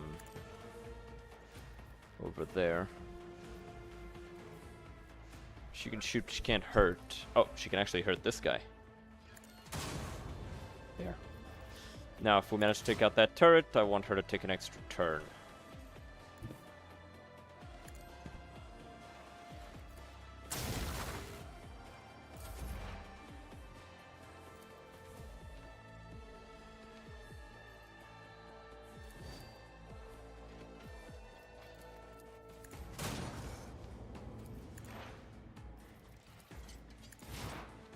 go.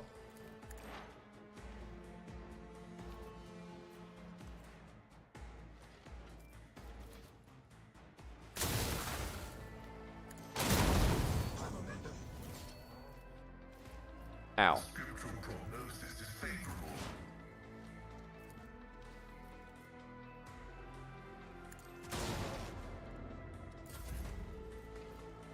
Okay. A moving target lives longer.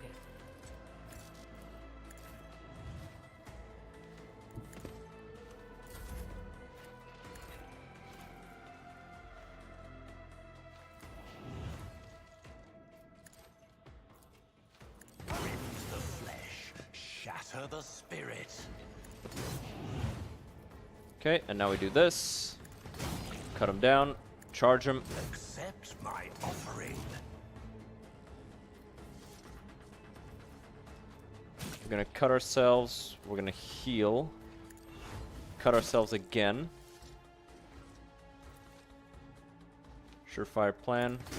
Cut him again.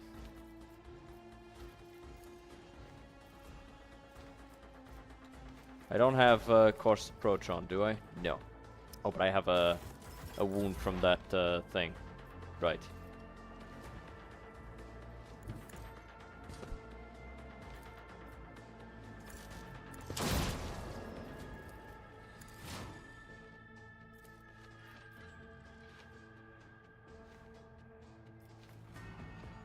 This battlefield air is good for my lungs. Can't shoot any of these guys. Maybe call down the birdie. No Me? line of sight. No line of Never sight. in 1,000 sectors. Alright, fine. Fuck it. Whatever, sure. Damn it. Okay, so. Cleave. One step closer. That was dumb. I reject the very idea.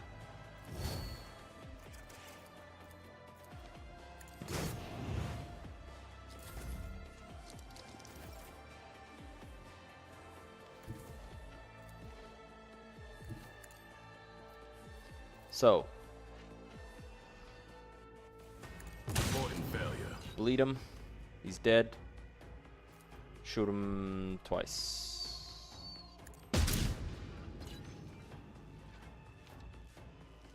Cool. Ow. Missed.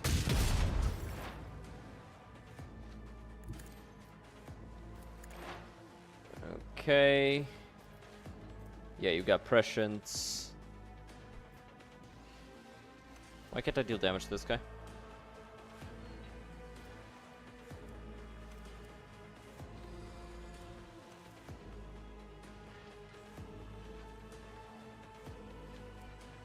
This guy's fully mechanized? Why wasn't the other? Anything. Ha! Still fucking died. Bitch.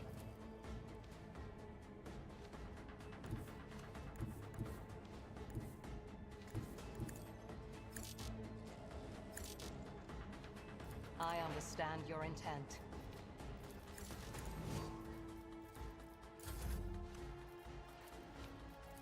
Go ahead and blind that turret, please. Thank you. Appreciate it.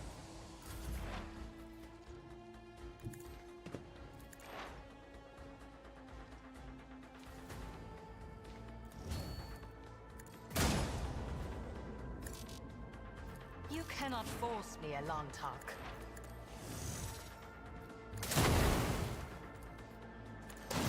Missed. I am an ant.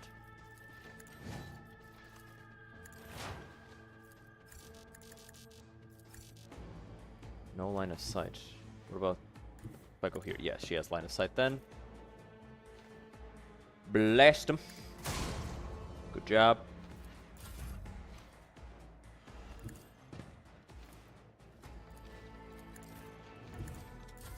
I can do that with the right incentive.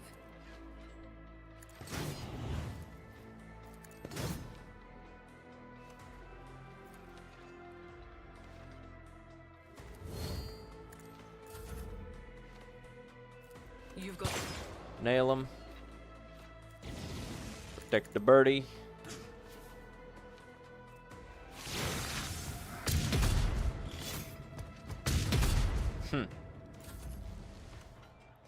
this thing's gonna die.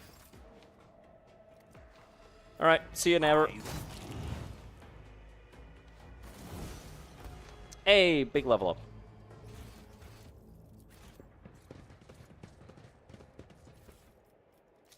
Is this the only loot?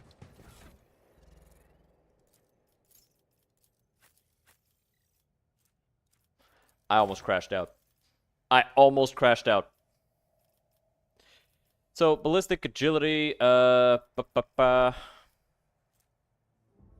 doesn't have enough strength for heavy armor, so I guess we should increase his strength enough for heavy armor. Because he doesn't have particularly high agility to be dodging shit. So, we've maxed his demolition. Might as well max his Medicae. Thank you. I have been given an ice cream. Who brings you ice cream, chat? Probably your mom, because you're in a basement.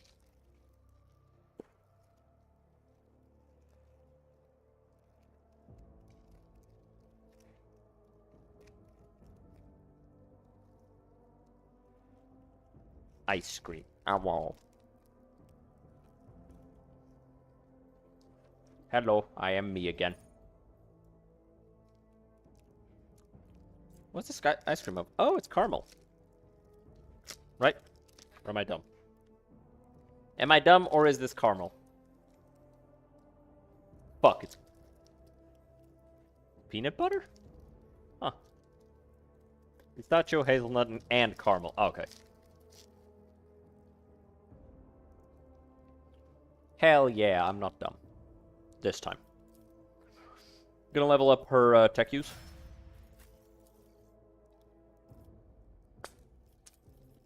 Awareness is fine. What's your lore Xenos? Way higher than anything she could provide. Medicae. That works. And yeah, agility.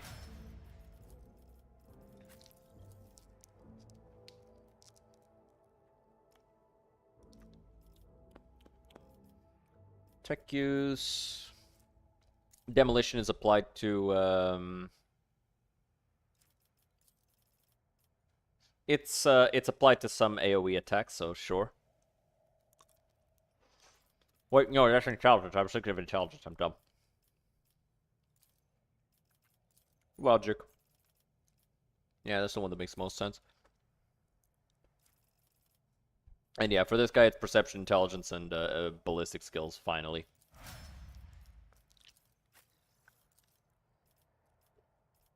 Willpower, intelligence, done. Maybe perception? Or fellowship? I guess fellowship, sure.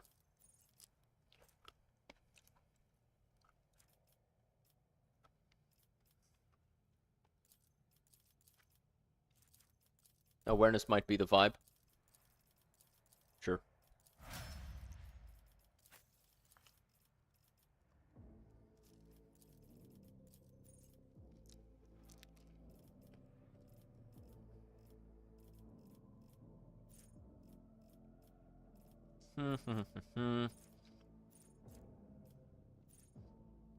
It's for axes and hammers. Doesn't apply to swords at all.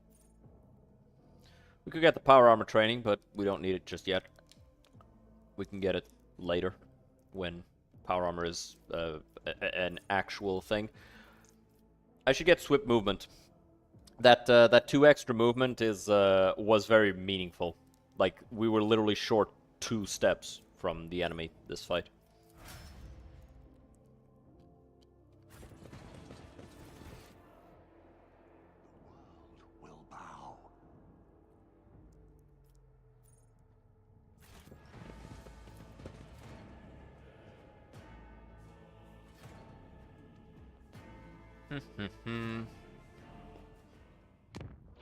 We should level everybody else up. Abelard. My boy. Max out Carouse. Toughness is maxed. Let's go weapon skill. You can't hit shit, dude. Why did I put a point in fellowship for you? Who possessed me? What spirit of Christmas past possessed me to do that dumb shit? Oh, wait, I know. It's for his, tank abilities. Yeah, I know.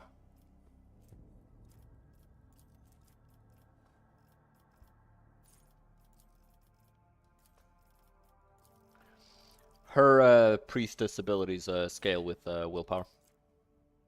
See?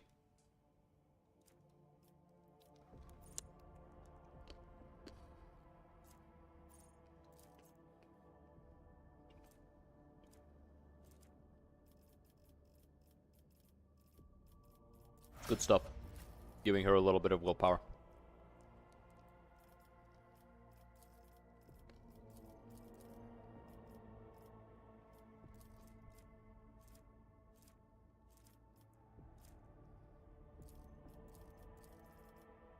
I guess it can be Lore Imperium. I think there's going to be some of that she has to do on her own.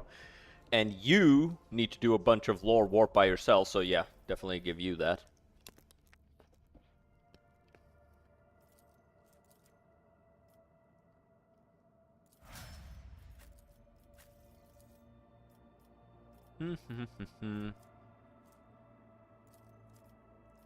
I think toughness is a smart one.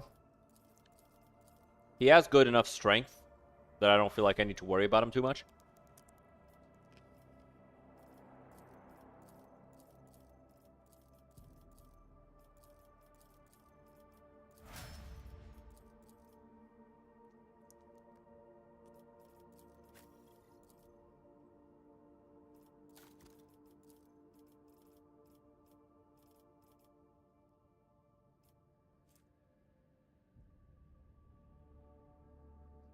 Having Jay in the group is so fucking strong. Like, she is literally the Bidoof of this game. You get one character that is literally good at almost every skill. She could do coercion. She could do anything that's either fellowship or intelligence at maximum, because she has insane amounts of fellowship. And there's a ton of stuff in the game that increases her fellowship even further.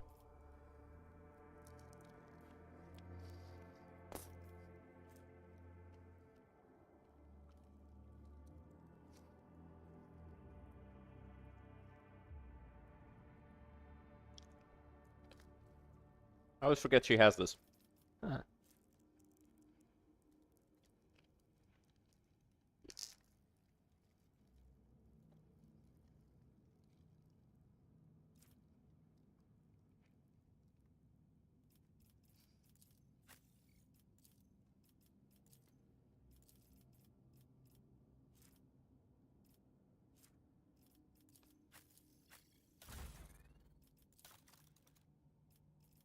Like, Jay is by far one of the most valuable members of the crew. It's not even close.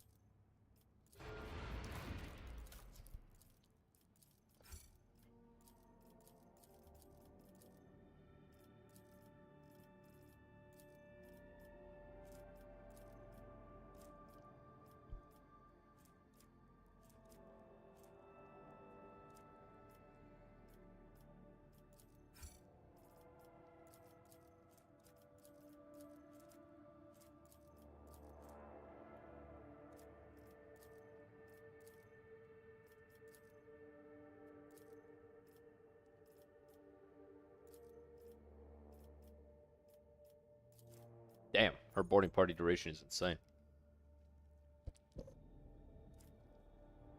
Elden Ring when? I don't know. Probably when we finish Dark Souls 3 No Dodge, which we do on Mondays. So I guess on a Monday sometime from now. You know we do other games, right, guys? Are you all here just because of the No Dodge shit? Like, I appreciate it, but I play other stuff too. Where's the cash? There's the cash. Or stash. Different words. Scorpion Chainsword. Pass. Cloak of Shadows.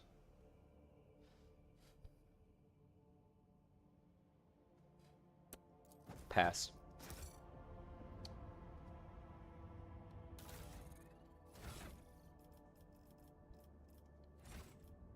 Alright. Now. What else is there to do? We got these places we want to explore, but we don't have the stuff to go there. Which is annoying, but...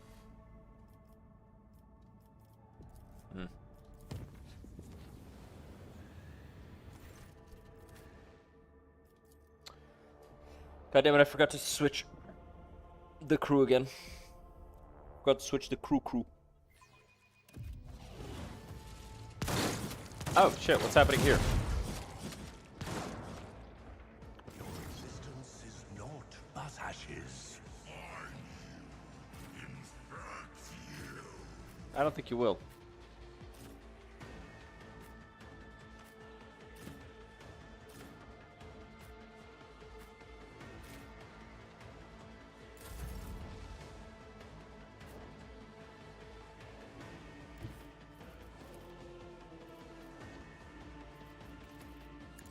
She doesn't trigger attacks opportunity, so I am unconcerned.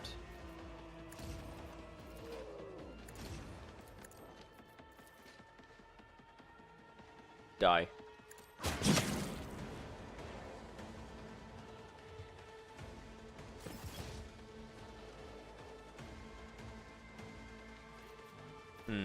Solomon will probably rip through these bastards. I'm not so sure. I'll put this here and blind that guy.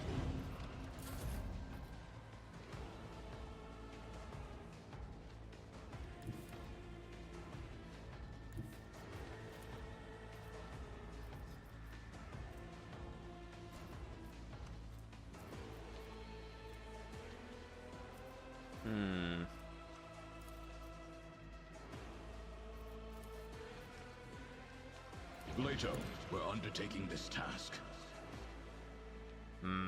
Leto is not fast enough.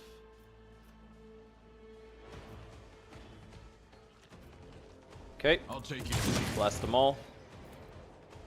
Do it again.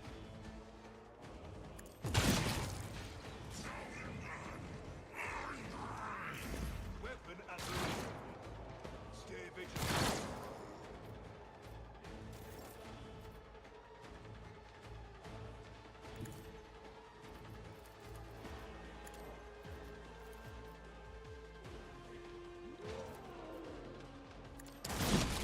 Blast them to pieces. Finish that guy. Missed. Bitch.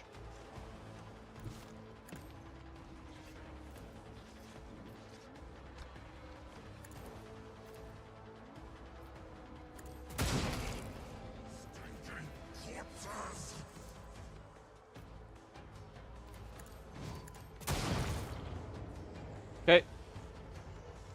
Third wave. Damn, you guys do not get tired, huh?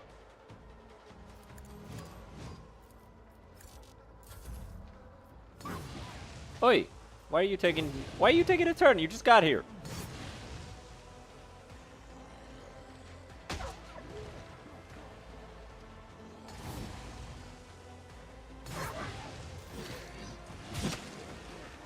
Swalmorn's gonna rip you guys to pieces. I hope you know that.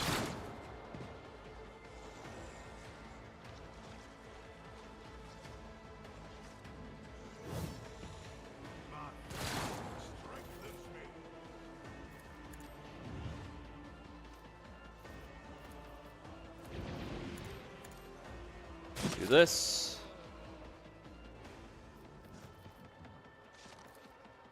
Don't get too cocky.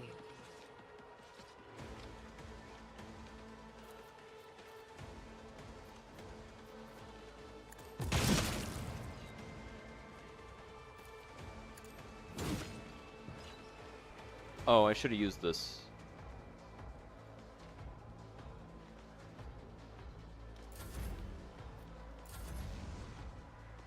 That's okay.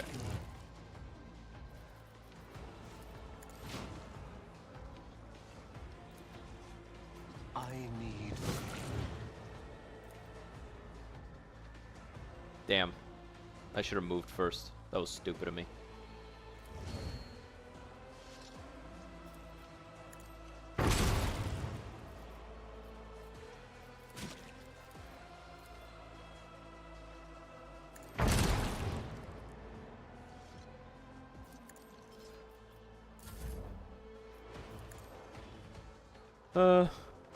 Ooh, actually, kill that guy. Good job, Elliot. Proud of you.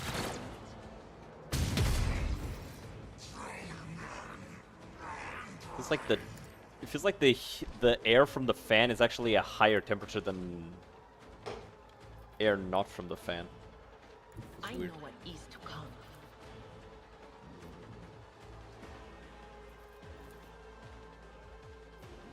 Oh, there it is.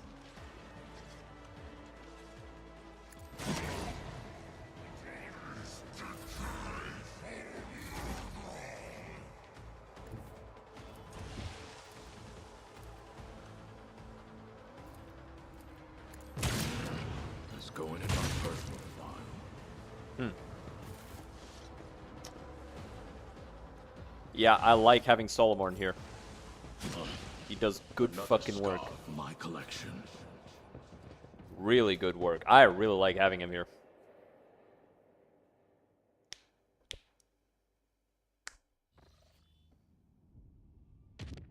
Alright.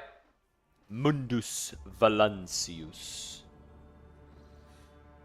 Lord Captain, Master Helmsman on the line. I can report that the quest for the capital world of the Von Valancius dynasty is finally at an end. Dark Onus is straight ahead. We've received countless greetings. Your subjects would like to know when their master will be arriving. The merchant captains taking refuge in the orbital docks of Dargonus raised to send you priceless welcoming gifts, hoping to buy your favor and make an impression on the rogue trader.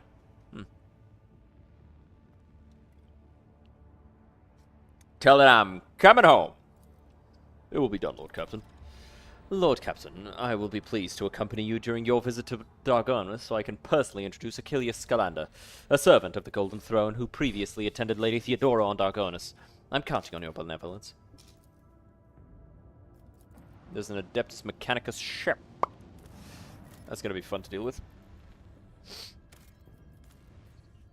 I don't think I need Phlogiston. No. I need people. I need Piparu.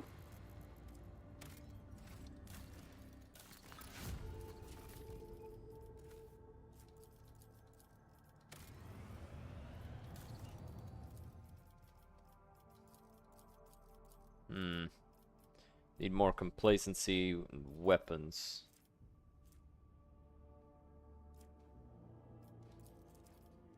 So I can get this one. What were you saying about that world?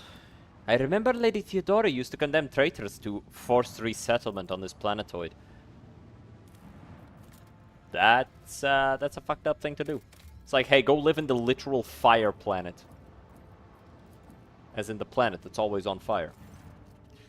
Lord Captain, a transport shuttle bearing the marks of the Adeptus Mechanicus is approaching the ship. Magos Tarsus' delegation intends to board our ship and gain an audience with your lordship.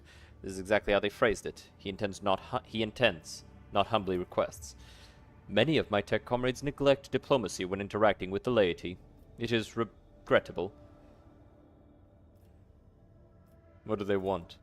The honorable servants of the Omnissiah have ignored our requests. Such arrogance is hardly trivial. Rather appears to be part of their intimidation tactics.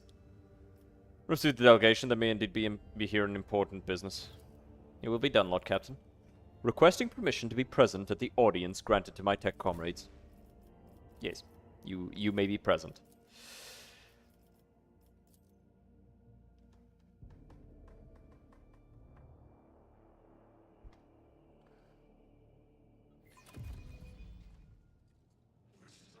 I tread a path unexplored. Opticon 22 and Tarsus, right there. A group dressed in the crimson of the priesthood of Mars walks towards you. Their gazes are fixed on Pascal. You note that the group is not monolithic. Some of its members are more heavily armed and follow a large tech priest clad in armor. Others keep a respectful distance and cast inquiring looks at their own leader, whose hunched posture belies his tall frame. Despite the hood hiding his face, you recognize him as Opticon 22, whom you encountered on Footfall. The enormous tech priest points his hand at Pascal and lets out a booming roar, not unlike a factory alarm. Ah! Makes your very bones vibrate. Herald servo skulls marked with the emblem of the cog follow in his wake. They blare shrilly. Thou shalt not suffer a heretic in thy forge, for rust begets rust. Pascal Hanuman, in the name of the Adeptus Mechanicus, you are under arrest. Diplomacy mode engaged. Announcement. The Adeptus Mechanicus offer their apologies for, would like to inform you of, the necessity of conducting an operation to detain, arrest, terminate a faulty unit on the rogue trader's territory. Your accusation does not follow protocol. You have no authority on the rogue trader's ship. You do not account for Pascal's status as a member of his retinue. Shall I continue, or is the inadequacy of your arrest clear enough already? These statements are true. However, I am prepared to answer my tech comrade's accusations. Further intervention from the unit Solomon is undesirable for ideological reasons. Study them. You identify the rare armor the enormous tech priest is wearing as a Secutor's plated mechanized suit. It carries the imprints of many battles and has markings that announce his status as a relic. Some of the armor's damage looks fairly severe to the point of endangering its operation. The slivers of flesh revealed under the steel are marked with terrible chemical burns. Every now and then, convulsions shake the tech priest's body and the painful sounding hiss comes from his vox. The tall tech priest who spoke to you looks more peaceful and makes a point of not drawing his weapon. There is an air of concern about the way he frequently glances over at his fellows, scrutinizing his condition. Who are you? An instrument of the Omnissiah authorized to punish and exact vengeance, known by the designation Tarsus Hanuman. Identification codes recognized and confirmed. These units are who they claim themselves to be. Who dares to arrive on my ship uninvited? Asking for trouble, are you, Cogs? Conflict of authority detected. Official message. The Adeptus Mechanicus are aware of, respect, recognize your right of ownership of this territory and declare no intent to commit an act of transgression. You already have. This is an operation to detain, arrest, terminate a faulty Adeptus Mechanicus unit and the fugitive falsely identifying itself as Pascal Hanuman. This heretic is accused of stealing personal identification codes, spreading tech heresy on the world of Kamagama, and making an attempt on the life of a servant of the Omnissiah. The faulty unit will be removed. In the name of the Omnissiah, I condemn you. You are malfunctioning, tech comrade. I deem your logical conclusions questionable. The statement is false. Tech Brother Tarsus Hanuman is willingly undergoing holy torment deterioration, which, however, does not critically affect, his cognitive capacity for data analysis. Unit calling itself Pascal Hanuman, we have information that implicates you. Having learned that you are a member of the retinue, a maintenance specialist in the service, of Rogue Trader von Valencius, we have come here with the goal of meeting you, intercepting you, engaging you in combat.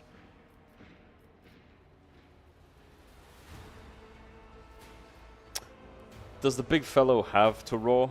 Negative.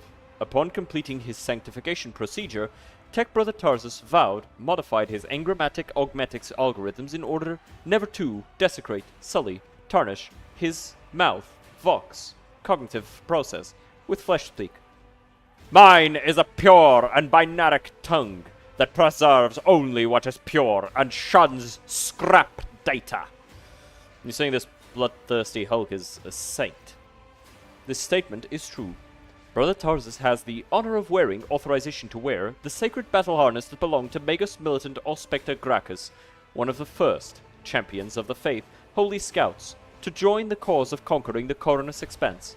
After his death, the termination of his vital functions, at the hands of Xenos, his damaged Goliath-class armor was preserved and given the status of a relic. The Adeptus Mechanicus regard this act as a voluntary martyrdom, self-destruction, for the glory of the Deus Mechanicus. This battle harness is classified as Cockney armor.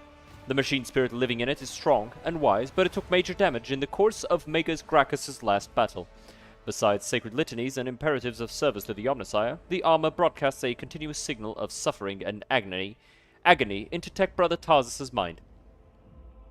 That doesn't sound good. Do you have proof that this tech priest is who he claims to be? Confirmed. According to the archive entry 1E-99237, Magos Explorator Tarsus Hanuman served on, maintained, the ship identifier classified in the capacity of a reliquary caretaker. He sustained extensive damage to both the organic and sacred part of his body in a series of sacrilegious breaches of the right of operation, an assassination attempt. Owing to a statistically fortunate coincidence by the Omnissiah's grace, enough of his operational capacity was preserved for him to don a Goliath model sacred battle harness, which would preserve his vital functionality. Archive entry personally data sealed by the captain of the identifier classified. For vengeance I thirst, as I tread the path of vengeance, following a blasphemous miscreant's bloody tracks. Analysis of the security systems showed that the assassins, heretics, infiltrated the reliquary using Brother Tarsus's unique identification code. Someone had stolen, duplicated Brother Tarsus's identity, which is a grade 3 transgression, and the unit making the allegedly criminal claim of being Pascal Hanuman is known to have previously entered the stolen code. Wait a minute, what's happening on Kevagama? That planet belongs to me.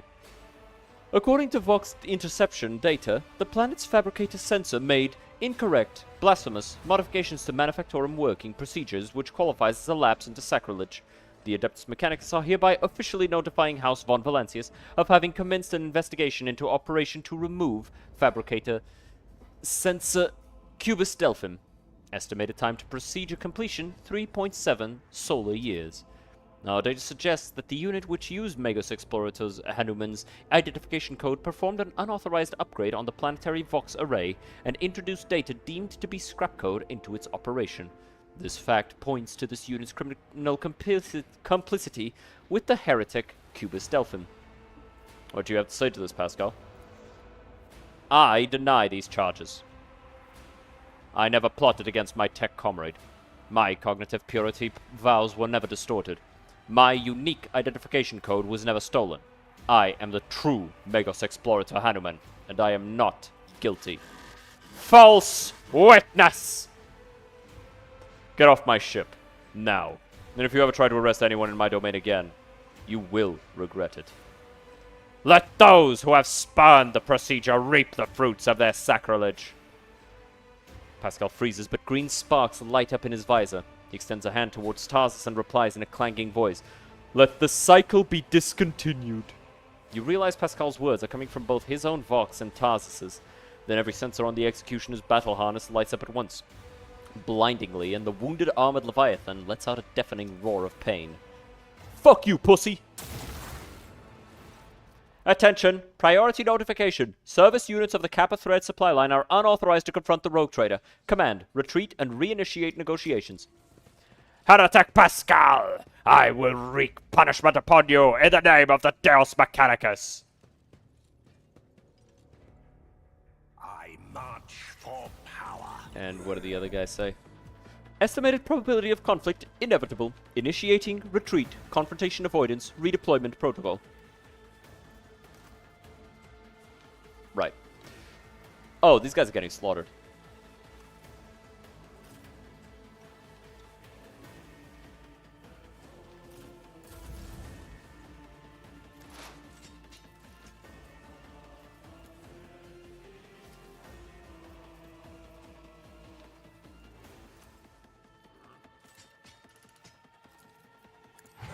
Oh, that was stupid of me. I fucked up. They will not be getting slaughtered. I bungled it. I was trying to do this, but...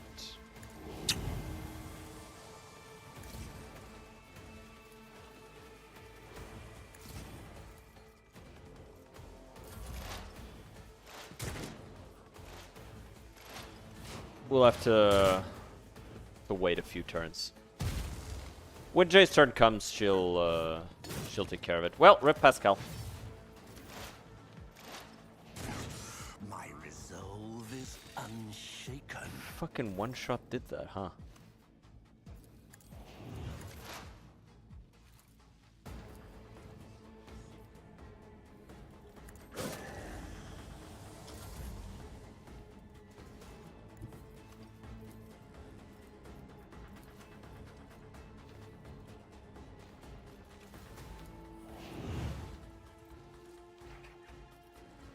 I'm not accustomed to being ordered around.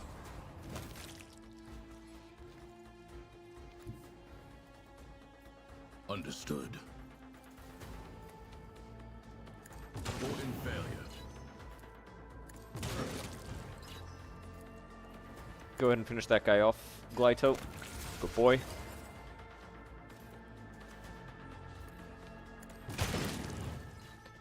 Very good. I can do that, with the right incentive. She's already had a turn. She cannot go again. It's not allowed. Criminal offense.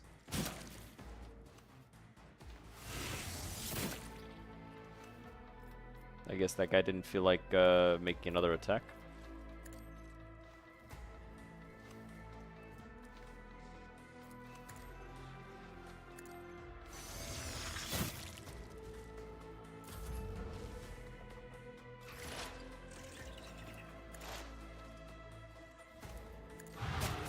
There you go. That would have been easier if I hadn't buckled it.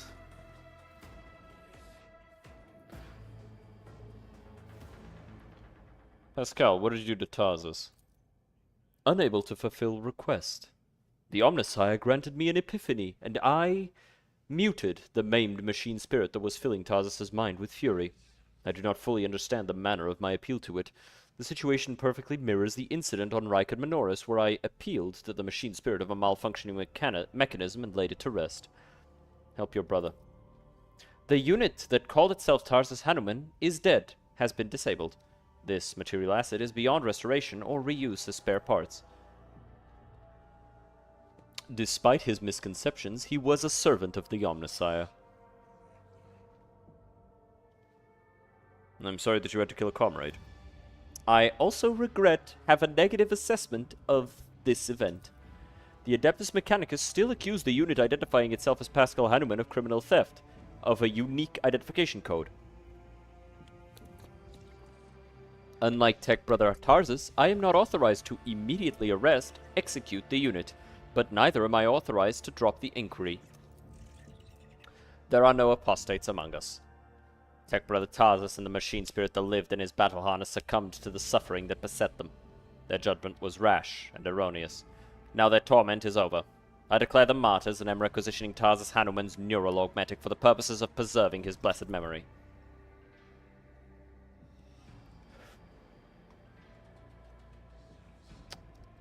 Let's just listen in silence. There's nothing that needs saying or doing. You saw the agony your tech brother Tarsus was in. His unbridled, pain-spurred faith intimidated you, yet you were silent. Reverence stopped you from raising your voice to proclaim that the machine spirit with which his mind had merged was morbidly afflicted. The imperative of reverence had paralyzed your will, and you watched a tragedy unfold in silence. The sixth universal law states that comprehension is the true path to knowledge, yet the procedural cycle has robbed you of your comprehension. Therefore, let the cycle be discontinued. Let the cycle be discontinued. Let the cycle be discontinued, tech comrades. What just happened? What is the reason for this act of genuflection? It has been a long time since the words of the Messiah of Discontinuing were last spoken, openly, over public communication bans. We respectfully welcome Wisdom's return. So he is not forgotten after all.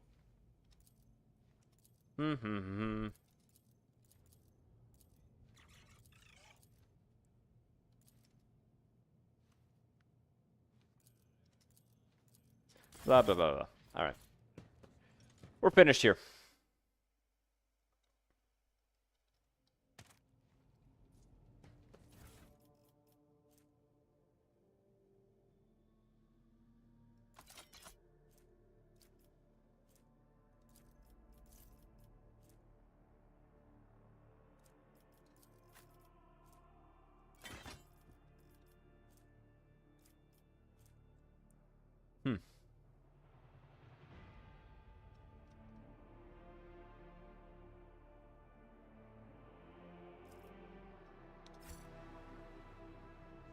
Loot that guy, please. Appreciate it.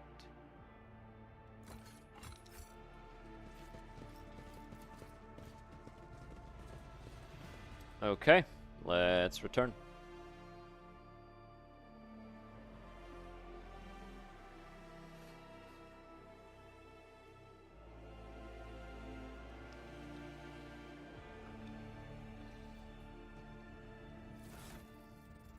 Let me check on something.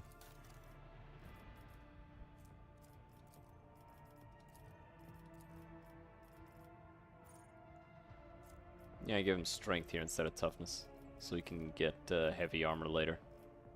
Oh, right, because he can't get toughness.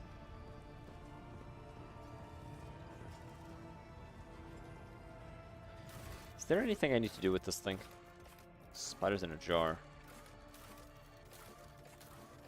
Oh, right, there's this ritual. We still haven't done that ritual. We need to do that.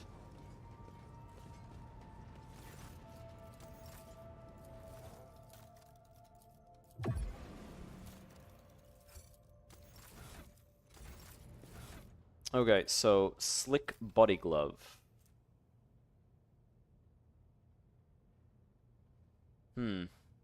Extra dodge against enemies with lower perception.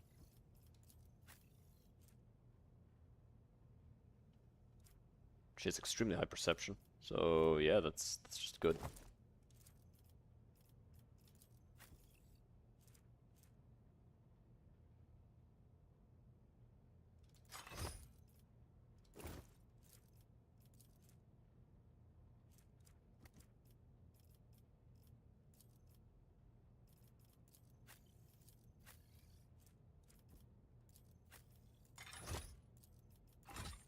What's this?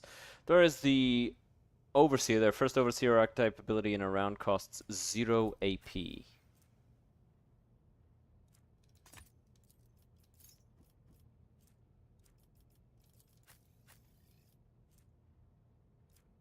I really wish this was a necklace slot instead of a trinket slot.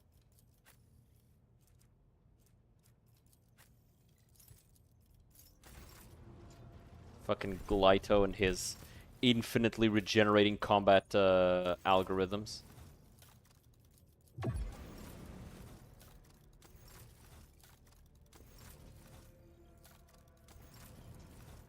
Okay, I think we're done here.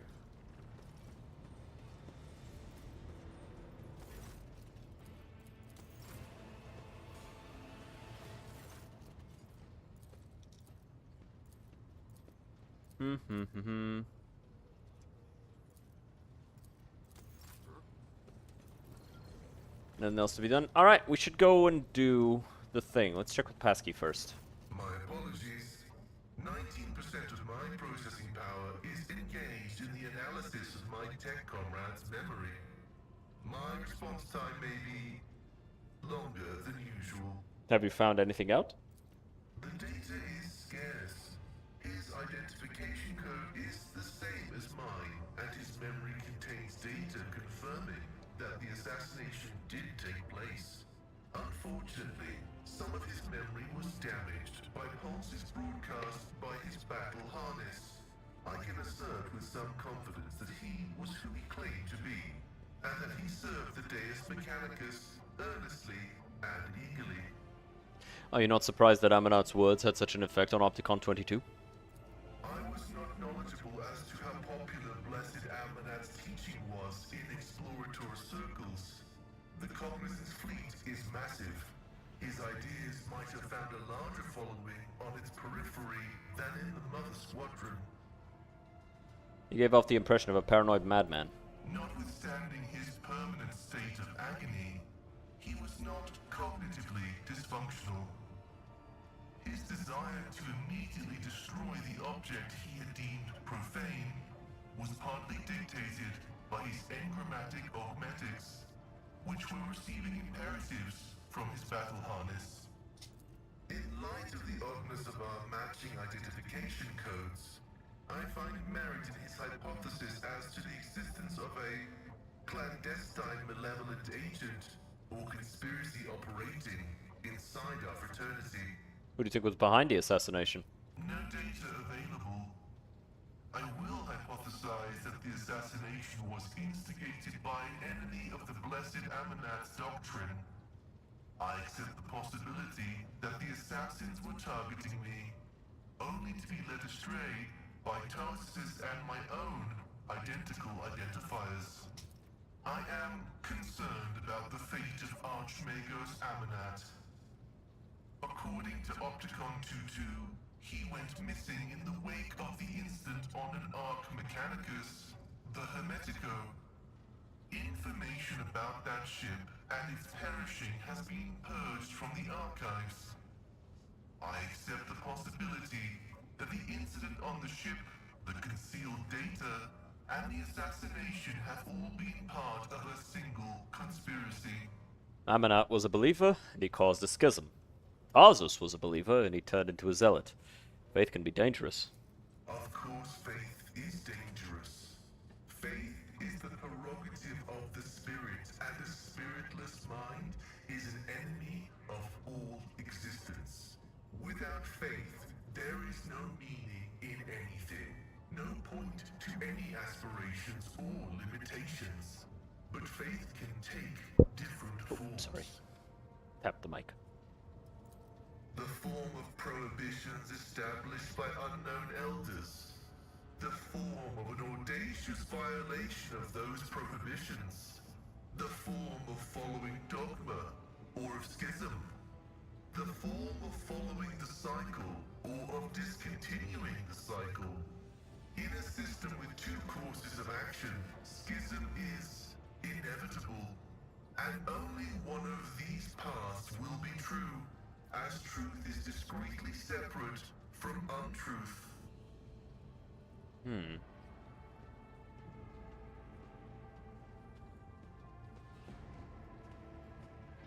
My faith is more than a mere set of rules. It consists of ideals, which sometimes come into conflict with dogma, and I have been given the gift of will to set the dogma straight. The Omnissiah has bestowed upon us the supreme mission, the quest for knowledge. Which is contradictory in itself, because you're not allowed to research anything. You're not allowed to study or apply actual scientific method to anything. This precludes the existence of any prohibition that could be considered universal. What's up? How's it going, Ablaze Stem? All limitations need their exceptions. Welcome. Hope you enjoy your stay here. Exceptions belie the inviolability of prohibitions. Perhaps you'll be able to find out more. I will continue my One thing I want to check out.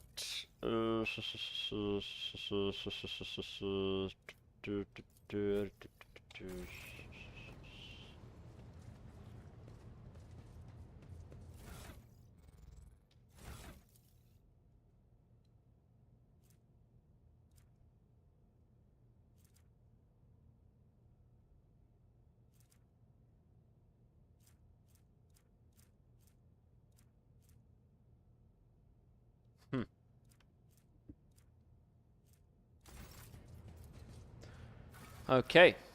Yep, to the Astropathic Chapel. Gotta take care of this. Because we still hadn't.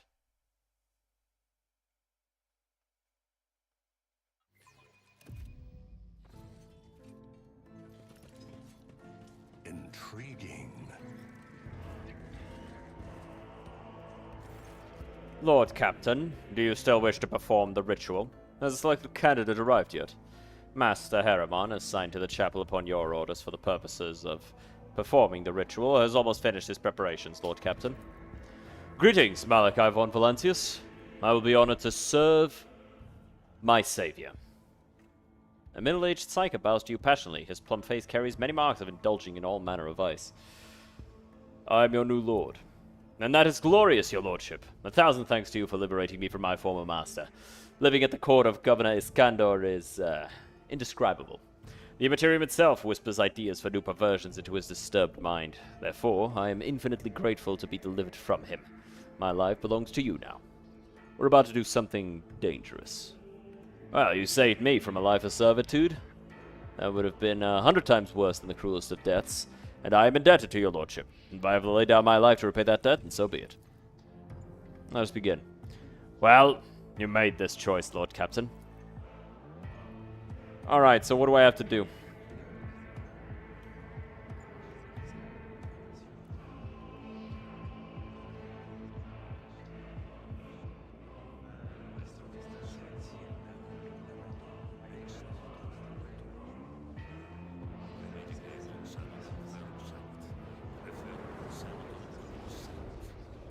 Worry not, Master Ice. For as long as I live, the barrier will hold.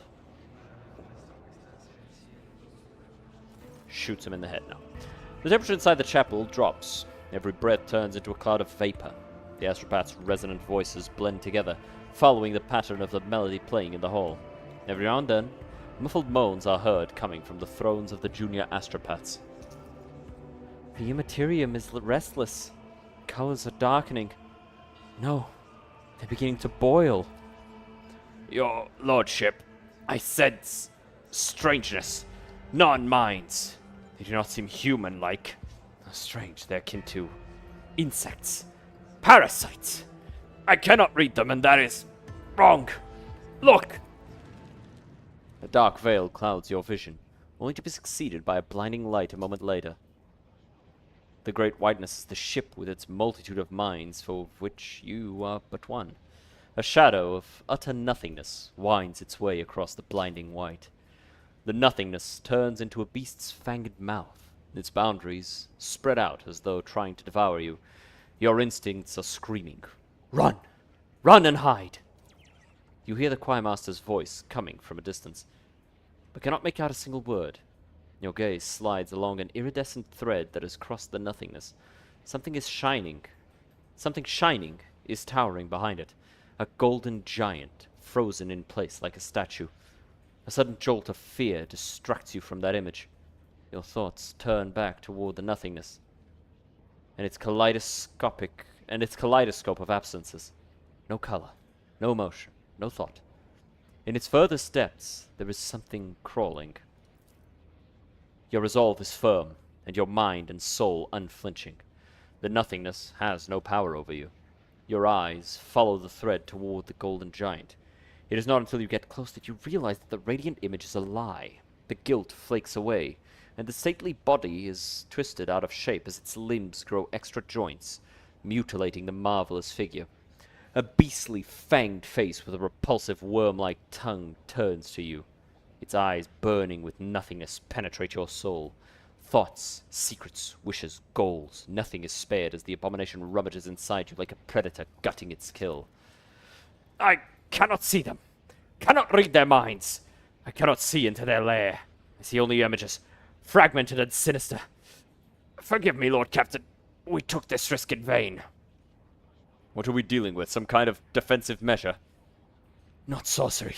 Something else. I've never encountered minds like this before. Something about them is wrong. I will not tolerate failure. Continue. It's no use. I cannot. The nothingness cackles and croaks. I see you. It assumes a vague shape. A man, shriveled by age and infirmity, his eyes alight with an alien purple flame. You have been looking for me. What manner of abomination are you? I cannot sense you. You are not of the warp. What is your twisted nature? I cannot sense you either. But I knew you. I heard you were going to seek me out. My ears are everywhere. I was ready. The age-worn voice is like a deep wail echoed by a throng of smaller voices. Civilizations and star clusters lie buried at the bottom of the being's pale eyes, which are aflame with hunger. Your mind feels cramped inside your skull, and you can hear the bone creaking. Did the ritual work after all? No, this is not my ritual. This is his spell. An invasion of our minds. While I was seeking it with my power, it found us with its own. And I cannot stop it. I cannot force it out of our heads. It is away. Attack! How? I cannot sense it. I cannot. You are my prey. Alright then, let's fuckle up some gene stealers. Oh boy.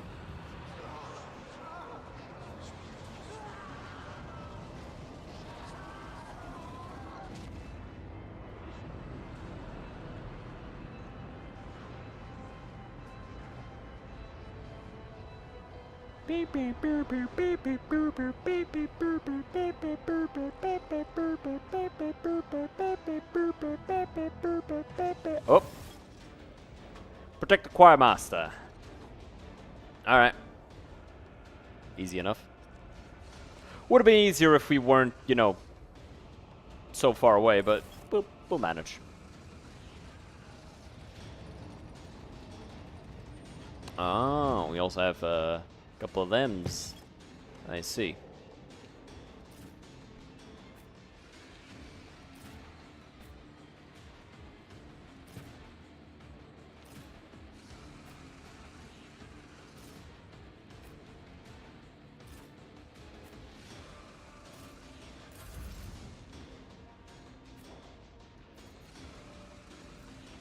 Thaddeus, Adeline, Savicia, Stavros, Annis, and Antonius. Hey, that's me.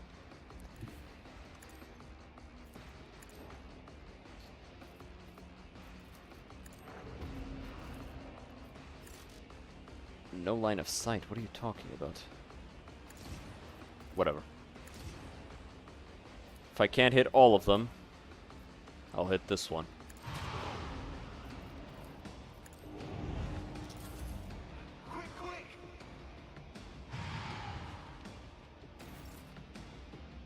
That's it? That's your damage?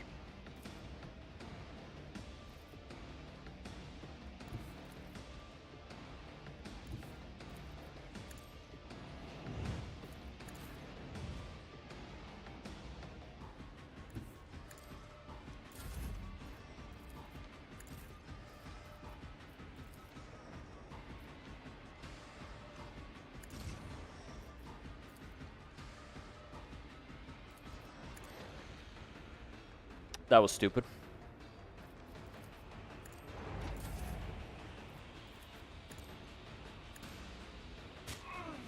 It's not going to be enough damage. Wow. But that, holy shit, that was.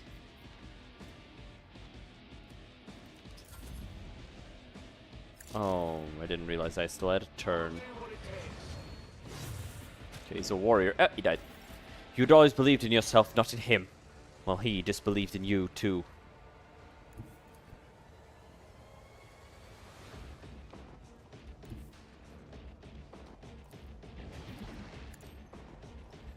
Get him, Glyto. Is he still apprehended? No. Well, too bad. I'm gonna shoot him anyway. That's rude.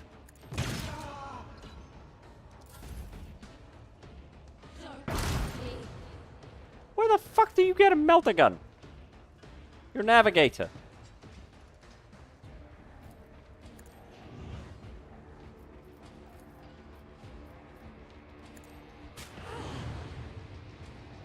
Me? Yes. You insist, Lord Captain.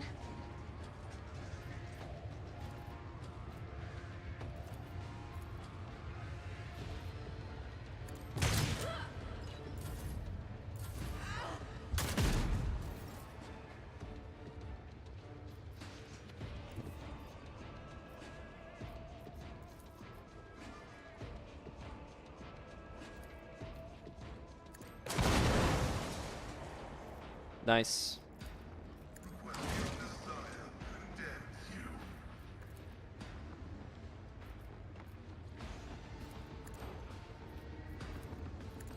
One.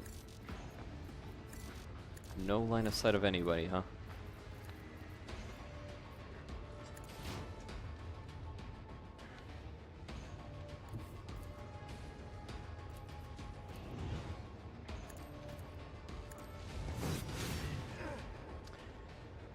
Ah, motherfucker parried it.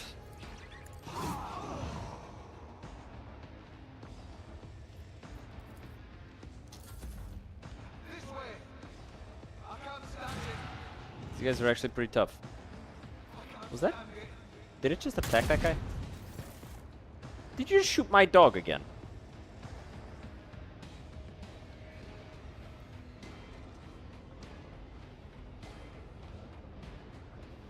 Okay, I think now it's Adira's turn. She'll be able to do a lot of damage.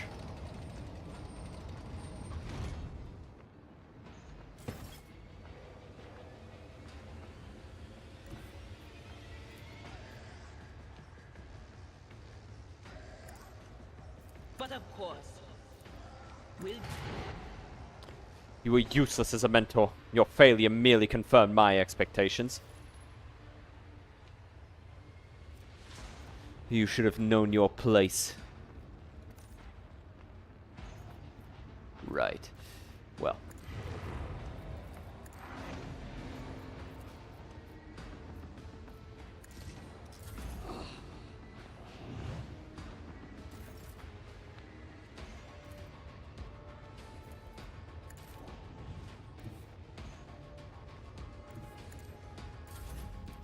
Tell me, and it is done. All I wanted to do was help. I was trying to save you, and you... What have you done to me? Yeah, this guy's, very much being tortured by his own mind.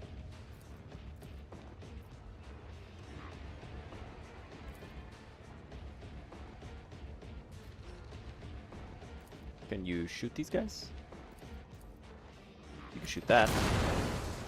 That works.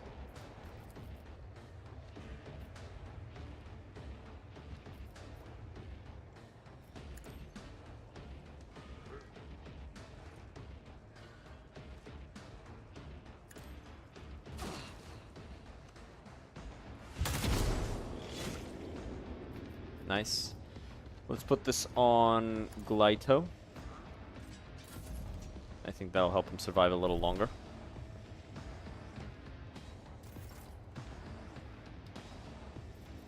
Okay, Glyto, go. Good.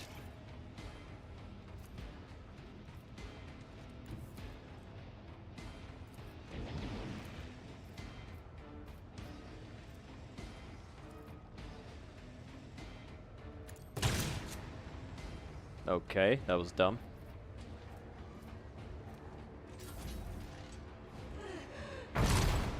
Didn't even attempt to dodge.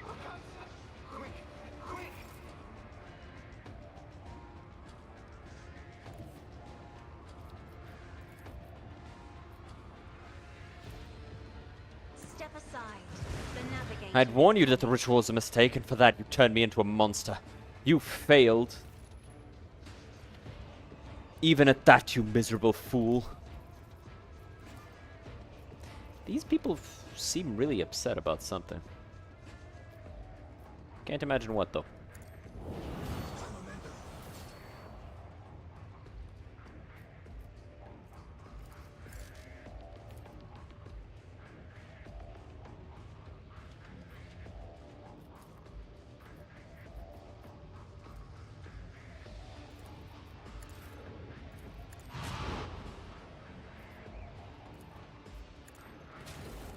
Yeah. Look at yourself and what you've become. Pathetic. They said you were destined for greatness, but you have chosen to wallow in self-pity and lies. Shut up. Oh, that was Zachary Weiss. No can Oh wait, the fuck? That's... It was her turn still. She had a bunch more uses of that. What? You bitch. I am a navigator, not a servitor.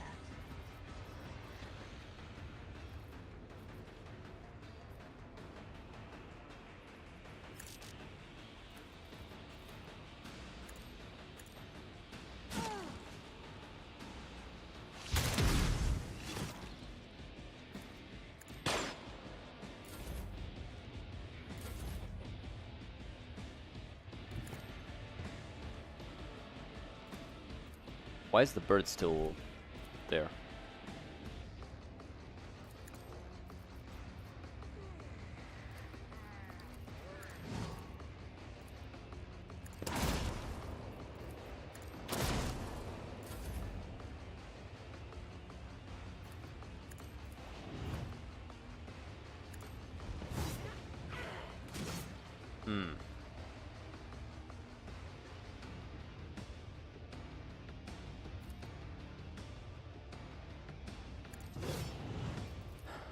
Ruin beckons. 2% chance to hit. Fucking what? Cautious approach. I keep forgetting to turn this shit off. I shouldn't have turned it off then, but... Lesetis Sorrow Seeker. It's just a demon. I am definitely upset about having the rest of Idira's turn taken away from me. That shit was bullshit. Idira could have one-shot this bitch in one go. Like, observe. See? But no, you gotta take away my turn. You gotta take away my actions. Fuck you, bitch. Lord Captain, we are still alive. The God Emperor has protected us this time, but... Curses, did I not warn you? Yet we escaped disaster. The warp did not take our souls, and there are far fewer casualties this time. Master Heramon's assistance was instrumental, your lordship. He was able to not only protect my mortal body, but also to skillfully blend the timbre of his psionic sound into the harmony of the chorale.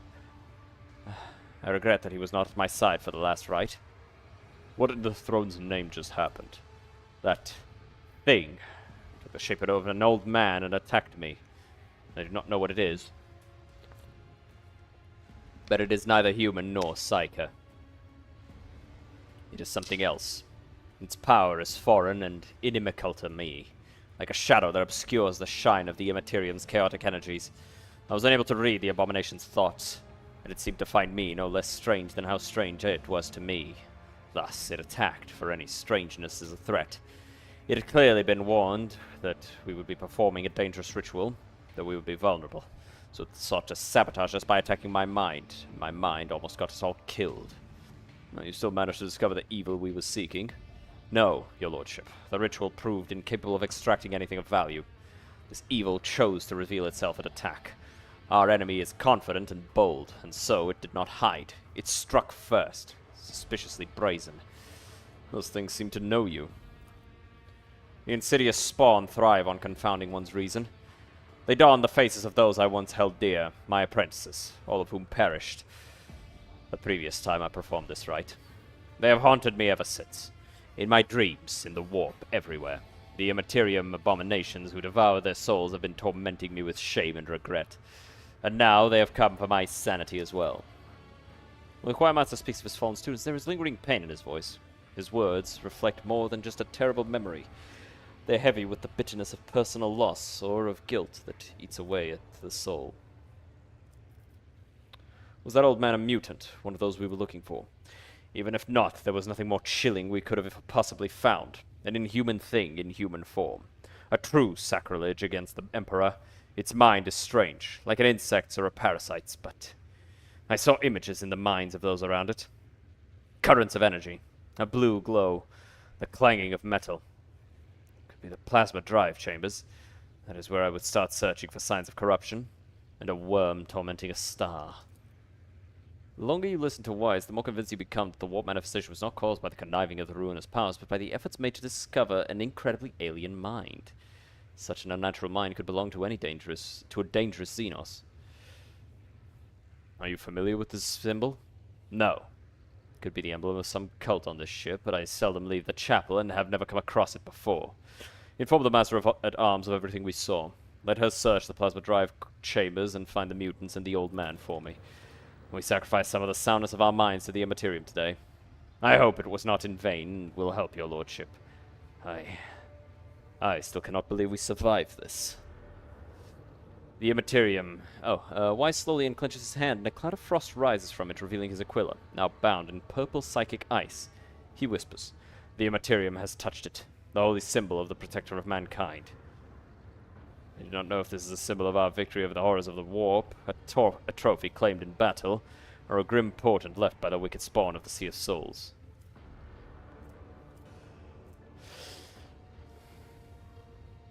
It is a symbol of my victory. Give it to me if you are unable to see this inspiring trophy for what it is. Nothing can shake your lordship's spirit. May this Aquila bring you good fortune. What does this do? Whenever the wearer suffers a critical hit, the attacker immediately suffers willpower bonus warp damage. If only everything the Immaterium takes from us was so easy to replace. An excellent battle, your lordship. Even the warp's operations are no match for you. Right. Get back to work. Get back to work, ye bums! Go away.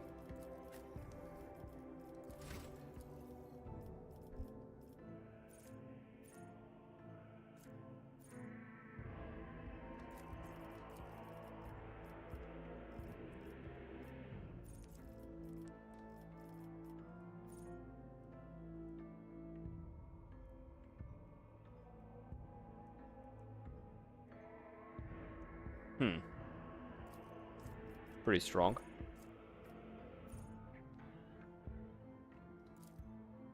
That's insane.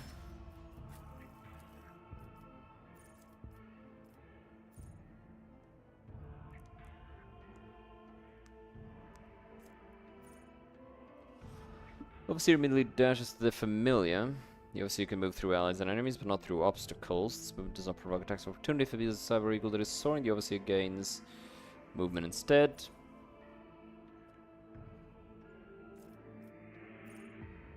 Let's go with this one.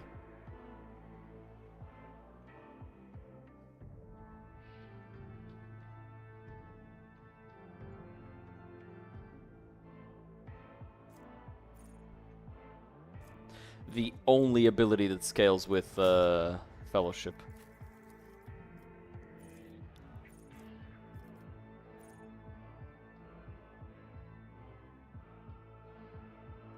Ooh, that's good.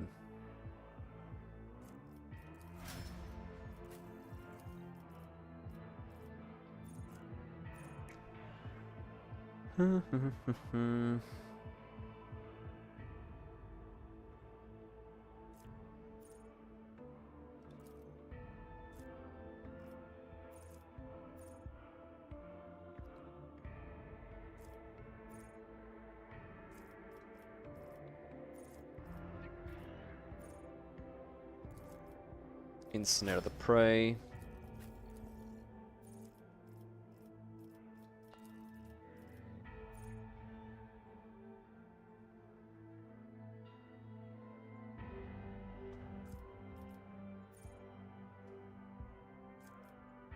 Dominate. Or Mind Bond, what's this?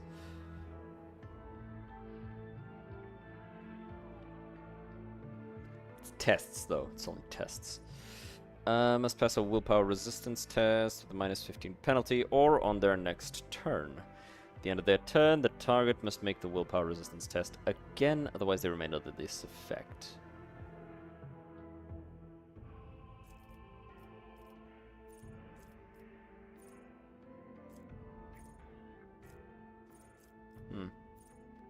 Once per round. No, perfect timing. What's this?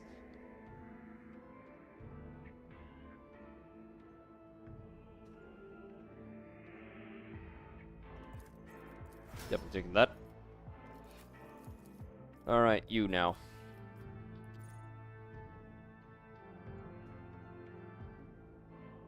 Reckless Rush is nice. We can make this free, so it's just gonna turn into something we spam every time.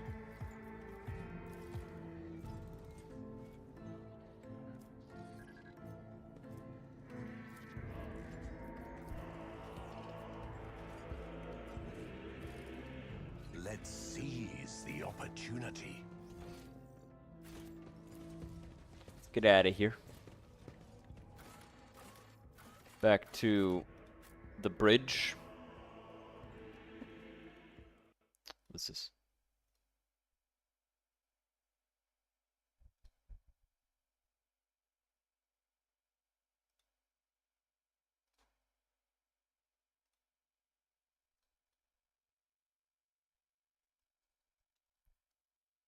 What the fuck is this on this?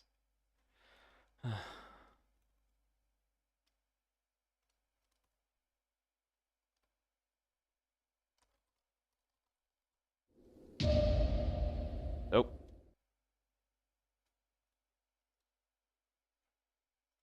Appreciate the follow, Lost Prosthesis. Welcome to the gym, or the hill. And Squammy45, welcome to the hill. Thank you both for the follows. I appreciate it greatly. Sorry about that. I just keep getting, bro, I keep getting so many goddamn email notifications. It's all spam. It's all fucking spam, dude. Like, the more this shit happens, the more I double down on the shit that I said on the video. Like, straight up.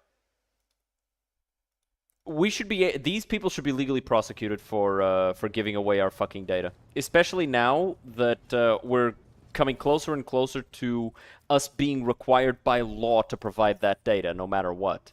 It's like, no. No, you should not be able to just do this shit. This is bullshit.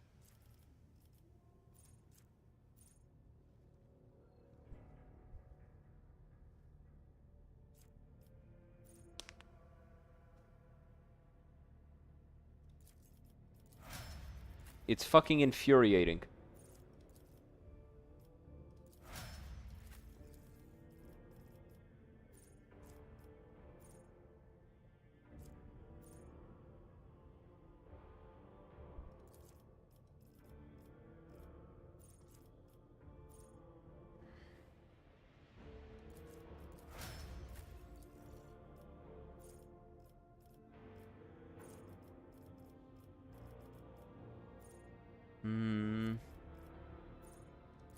Sure, some healing is nice.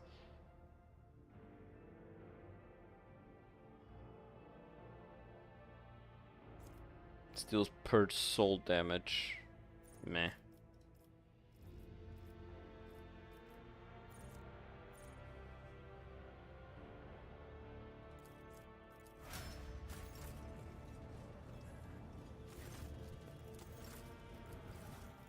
Actually, it's faster if I just do this. Yeah, we got nothing. Let me see the colonies. Nothing. That's still going. Feat reveal when? $100.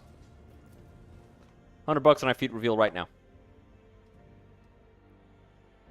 Or 5 gifted subs. Nah, $100.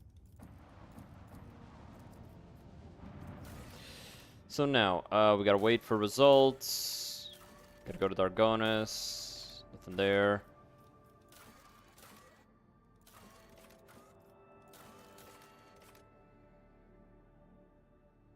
Okay, that's in Dargonis. We're close to getting a level 3 heretical conviction, so that's nice. That's real dope. The fuck is this? Oh right, the administratum. Let's just go here.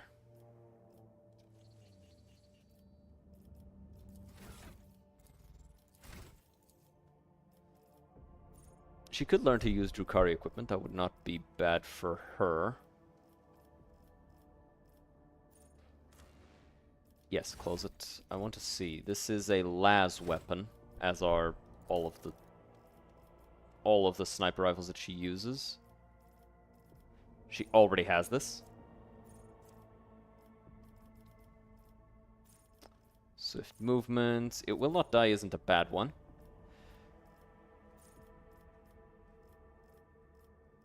Could also get some extra of this stuff. That would also not be bad. Some perception, some ballistic skills.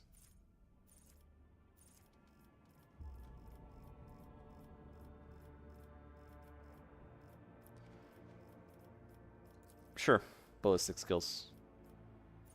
And we're gonna get Ensnare Prey. And now her extra turns have infinitely expanded in value. Because now every time that she gets a new turn, she puts down a trap. So, we were asked to bring Heinrichs. I want to bring Cassia. I want to bring Solomon. Jay is a mandatory part of the group, no matter what we do. And I want to bring Iliot. Alrighty.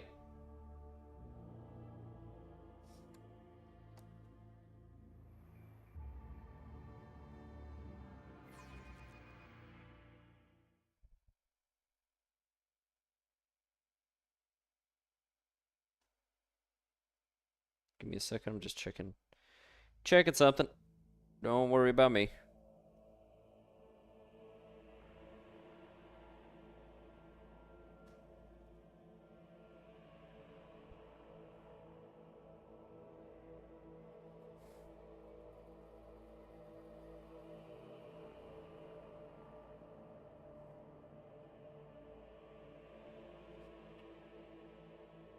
Alright.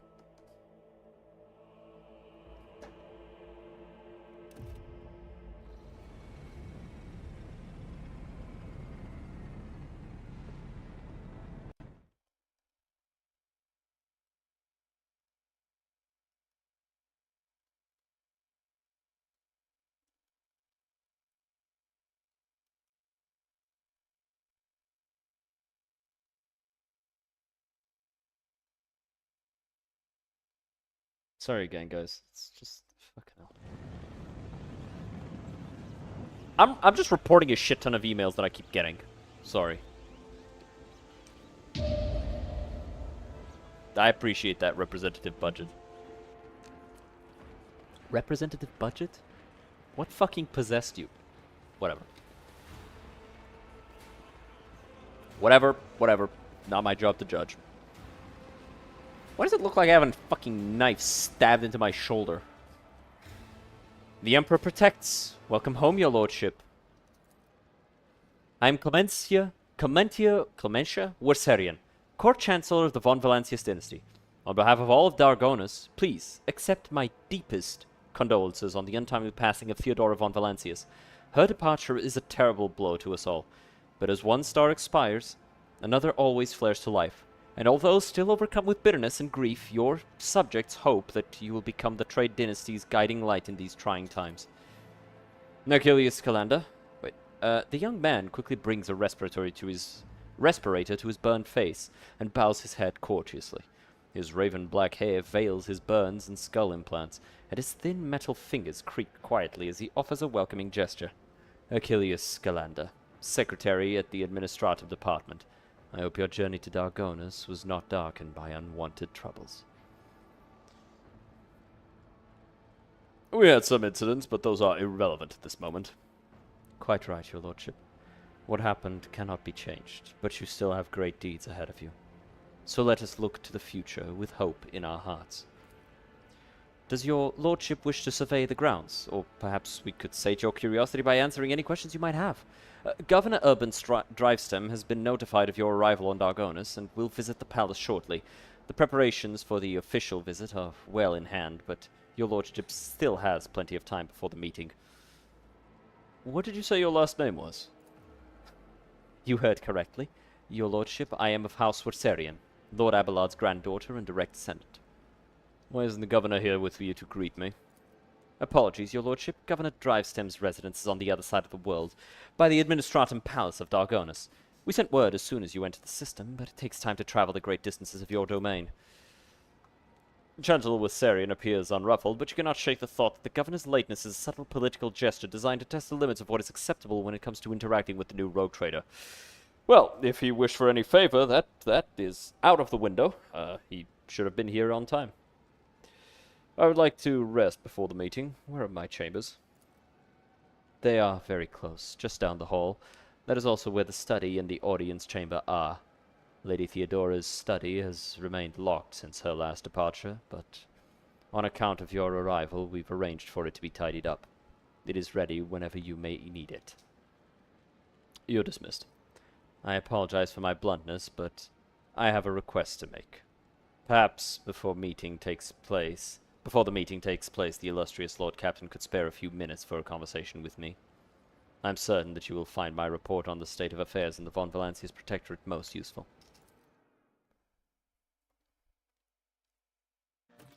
Emo Abbey. Toss a coin. Quick to get the light. The coin falls into clear water and sinks to the bottom.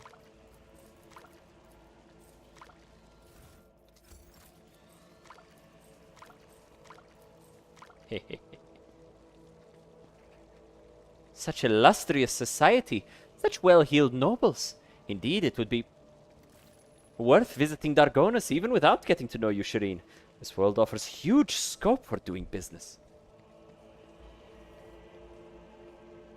May the Omnissiah bless the von Valancius dynasty. Uh-huh.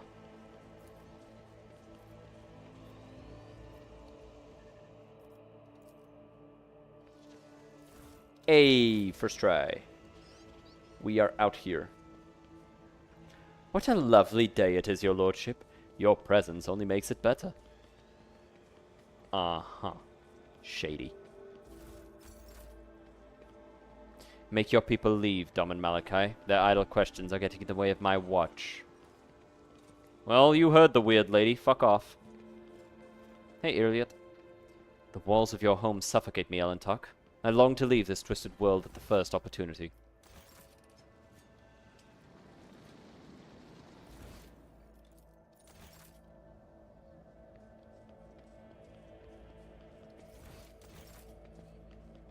Pasky's not here. It's telling me Adira's here. Glory to the God Emperor! Standing upon the altar is an ancient image of Saint Macarius. Its regal frame is covered in marks. The relic was claimed in a battle on a remote and forgotten world. Cool.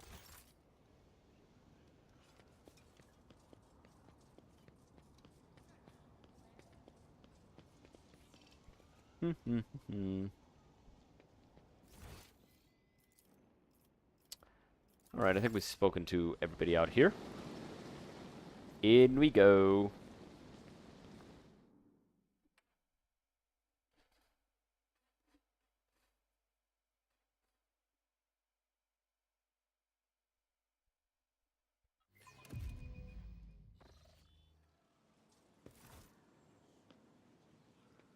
Welcome, your lordship. Let me inform you of the location of the chambers on your dynastic estate. The main throne room is up the stairs and straight ahead. Your subject, Achilles Scalander, informed me that he humbly awaits the opportunity to meet with you there. If your lordship wishes to rest after your long journey, then your personal chambers are up the stairs and on the right.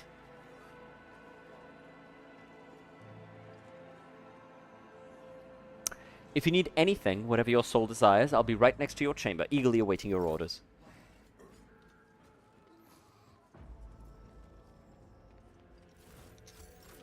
Get me some Drukari femboys.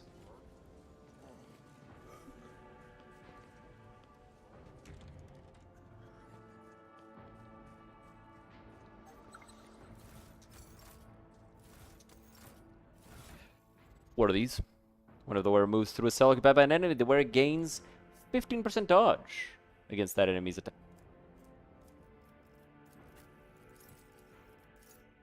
Cut that out, Glyto.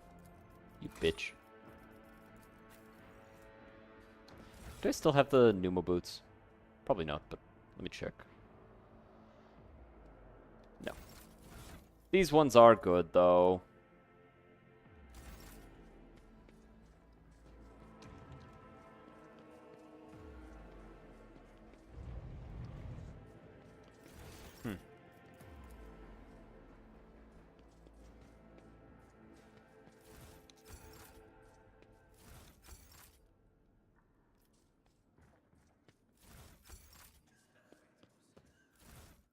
What is this? Extra tech use. Yep, that's for Pascal.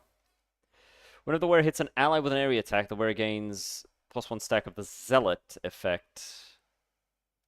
Ew.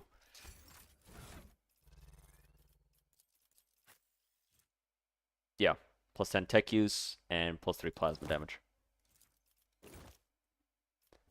That is some shit I can fuck with.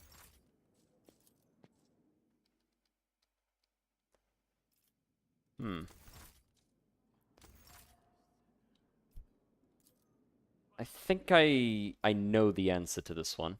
Just like off of memory. Have a glass of wine. Boon of Terror, Master's Blood, Flame of Purity. Pretty sure it's Flame of Purity. Wine fills the glass, glittering in the dim light. Choose a book. Hey, appreciate the follow. Fire Quest. Welcome to the hill.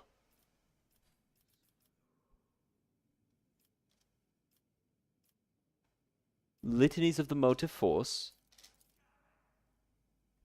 Symphony of Honor and Duty.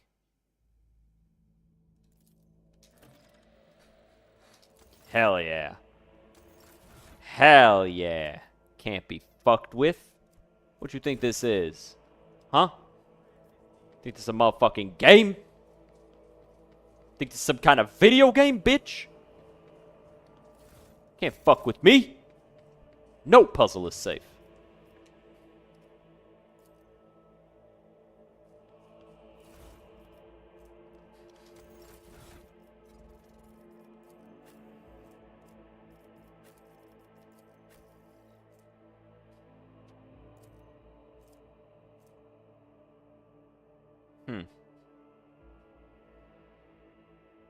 It's a lot of damage, though. I would love to give this to him. Unfortunately, there's no like plasma cannons.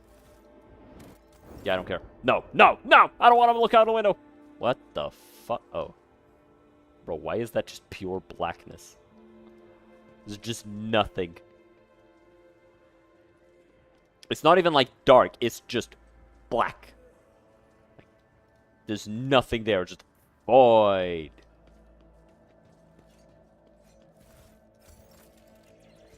A curiosity merchant, eh? Allow me to introduce myself. I am Lusarius Carmelan, a collector of curiosities. Perhaps your lordship will find something useful among my offerings. What kind of curiosities do you sell? Equipment for noble cyber assistance, of course. The demand is modest, as few in the Imperium can afford such luxury, but I am glad to have found my calling.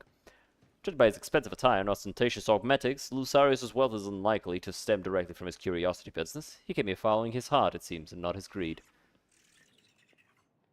I want to see what you have. Ooh, I can get almost everything here. Urkadok. This is for these cyber ravens, so we are selling these ones because we don't need them. Familiar maintenance station upgrade kit. Permanently improves the rogue trader's familiar maintenance station. When applied to any of them, both are improved. Ah, okay.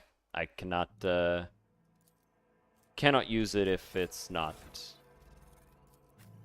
the main character that's an overseer. Okay, so more damage. While it's soaring, the overseer gets crit chance for ranged attacks. Crit damage dealt to obstructed enemy is increased by 40%. Additionally, an obstructed enemy deals less damage.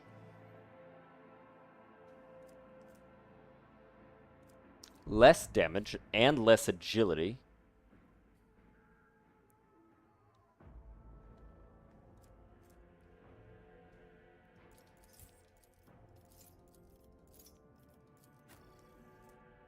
Domination and elimination. That shit sound hot, I'm not gonna lie. If the Cybermastiff is adjacent to an enemy at the end of the Overseer's turn, the Overseer gains +1 resolve until the end. If the Overseer has heretical adherent, they also gain +2 to a random characteristic stack. More strength, which is nice. That is his main stat. Whenever the Cybermastiff falls unconscious, gains a stacking.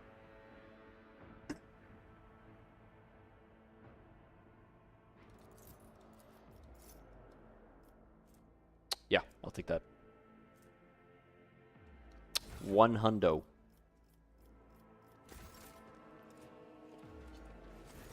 I'm a rogue trader, and I seek the rarest of curiosities. Do you have anything of the sort? My collection will offer you the biggest and broadest choice in all the expanse. However, even a devoted enthusiast like myself has his limits. There is a certain captain who owns a unique protocol, a family heirloom, which he has refused to sell to me. His ship is called the Renegade's Fall. Perhaps you could chart a path to his hoarded treasure. I will send you the coordinates of the place where we last met. That is a beautiful eagle. What is its name? Her name is Aquila. Really? As soon as I saw her, I knew a creature of such proud grace simply must be properly taken care of. Now Aquila is an integral part of my life, as I am hers. Apologies, Aquila. Apologies. Aquila is still getting used to my replacement extremity. Oh. Oh, he extends his hand, a hand likewise made of shiny metal. With a shrill cry, the eagle stabs her benefactor's metal palm with her beak. The augmetic groans while the merchant is still smiling as he modestly puts his hand back into his clothes and out of sight. Apologies. Aquila is still getting used to my replacement extremity. She liked the old one better. Judging by Aquila's displeased look, the bird's fondness for her owner's original extremity was of an elementary rather than affectionate nature. Was your friendship with Aquila the reason you needed those augmetics? You are exceptionally observant. The man laughs softly and melodiously, then shakes his head. Developing a friendship with such a noble creature is a thorny path, and after a moment of especially profound disagreement, I had to have my hand replaced. But this... He touches his jaw implant with his pride evident. This was purely for the beauty of the thing. I used to be passionate about finding rare augmetics and could not resist having them installed, even if they were made by, shall we say, not purely righteous hands, but the fine craftsmanship, the razor-sharp outlines. Please, keep this a secret from the Adeptus Mechanicus. I know the Red Priests don't condone things like that. If I want to purchase something, I will let you know.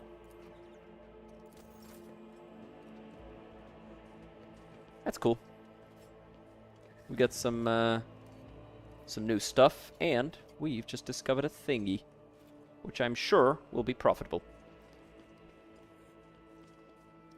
While we're on Dargonas, I will check the Secretary's reports and keep an eye on the logisticians. Master Danrock does his job well, but a little scrutiny goes a long way with him.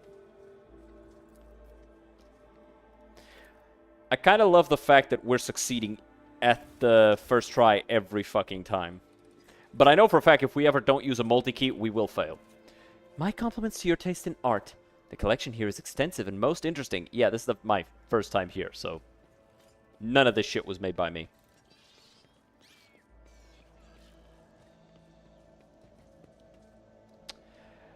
My appearance has caused a slight disturbance in the ranks of the servants of the Omnissiah assigned to the palace.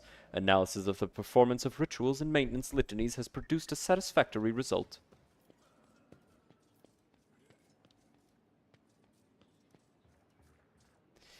Ah, good old Dargonas. It's boring here without Lady Theodora. She loved to liven up this sleepy little place with a couple of crazy decrees and public floggings of flabbergasted nobles. I think I fucked up with the secret thing. I don't know where I would have though.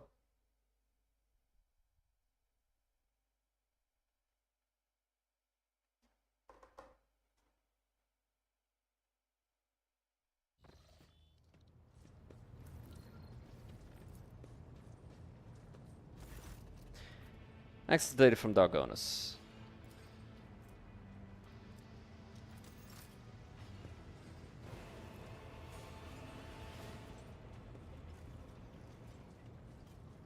I don't know how the fuck.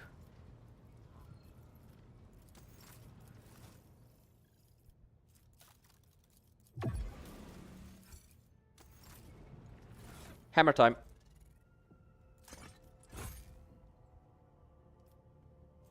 I like your vibes. Appreciate that, Henogeny. I do be vibing.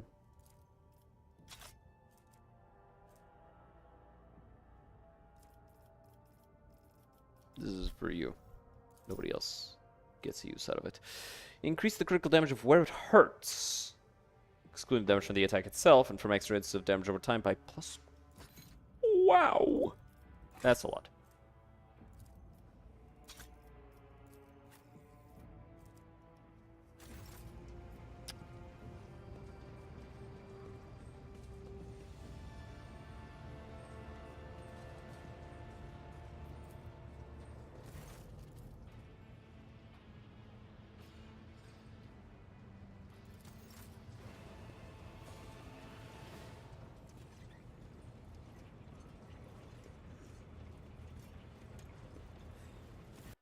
One second. Hey,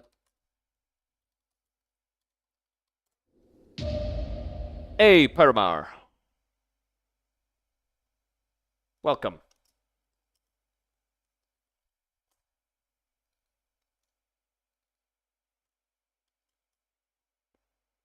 The Omnissiah knows. Let me see my completed quests.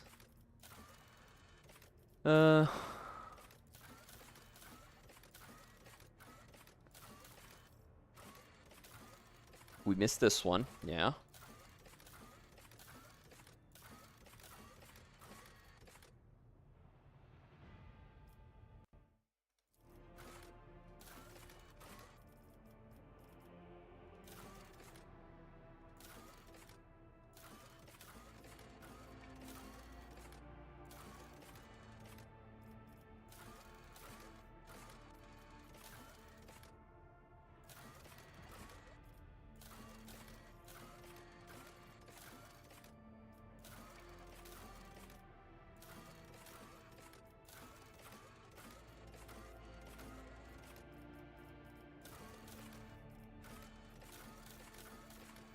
Effective servitors.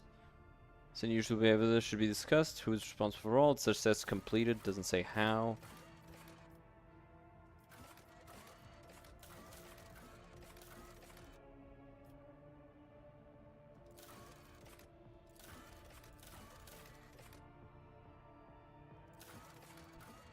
I have no fucking idea, man.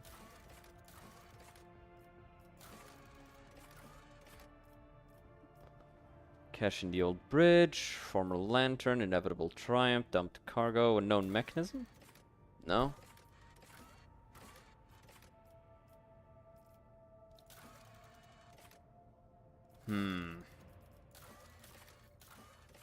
Oh, we need some adamantine. And people.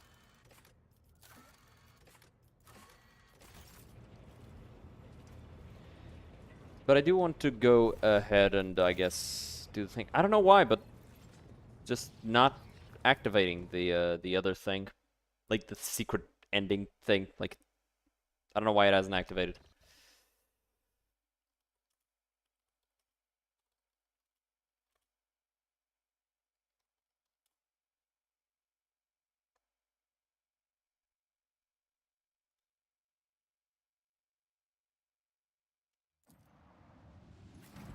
So, we're still on Act 2 now. Yeah, we're on Chapter 2.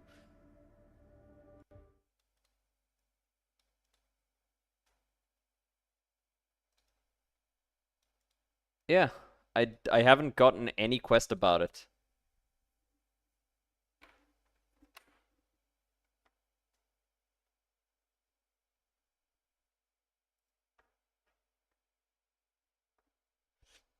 Okay, end of Chapter 2, you get to a point where you have a Nomos quest called The Incident, and everything but wait is completed. In Chapter 4, this will pick up again. Details around Nomos and his origin will be revealed. But he hasn't even shown up. That's the thing. I did the servitors, and then after that, nothing else happened. Whatever. Let's just go grab the that unique upgrade that I was pointed towards. Spoils of Prudence. Let's go.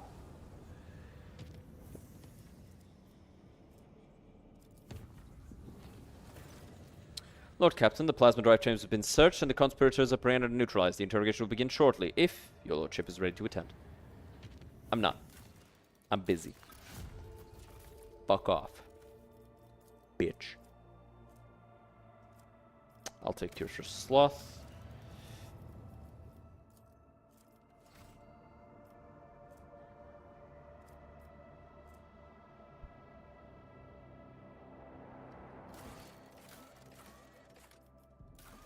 Curious merchant. Lost contact who owned a cyber base equipped with an unusual protocol. Perhaps the worker will be able to recognize. System Speculo. That's this. Let's go.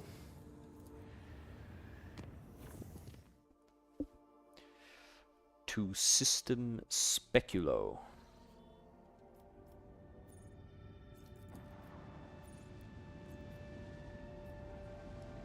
We do need that adamantine, so we're going to grab it as well.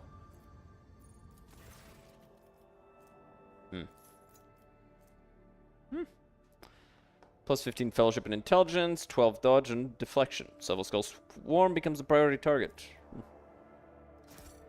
Ship's augurs have detected an explorator base set up in the middle of the jungle. And forces sent to scout the area have returned and are reporting that the camp is completely deserted, and the only tech priest they encountered was found dead on the edge of a strange abyss that had split the planet's surface.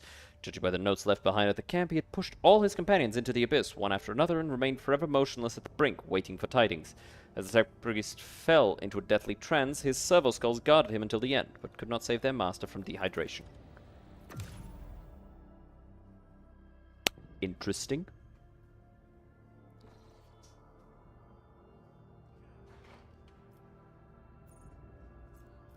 I guess we just go back to Dargonus now.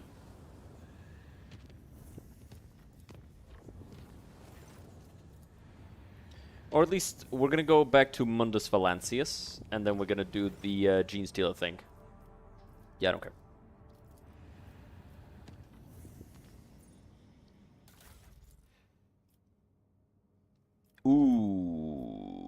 No bueno. I do not have the scrap for this shit. Whoopsie. Regret. So, let's... Well, actually, it's getting kind of late, so I think we're gonna end it here, guys. Appreciate the follow, Fruit Leech. Welcome to the hill. But this is going to be it for today, fellas and lady. I'm sure there's only one of you. And so, I hope you guys enjoyed. I know I did. This is a lot of fun games. Sorry about all the interruptions. Fucking getting a shit ton. I've been getting a shit ton of spam emails. Because I've been, like, applying to some jobs. But I am going to drop you guys off with one of the homies. I am just deciding who now. Grovy's playing Vampire Survivors. There's Symphony of the Night. There's Dark Souls 3.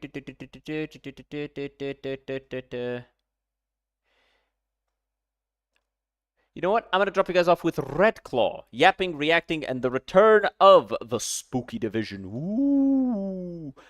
But tomorrow, we're probably going to come back to some more Rogue Traders, so do not be afraid. We will be getting to this quest that we are leaving unfinished soon enough. I will see all you dudes next time. Check out the YouTube, check out the Discord, check out all the stuff. Follow on Twitch, subscribe on YouTube.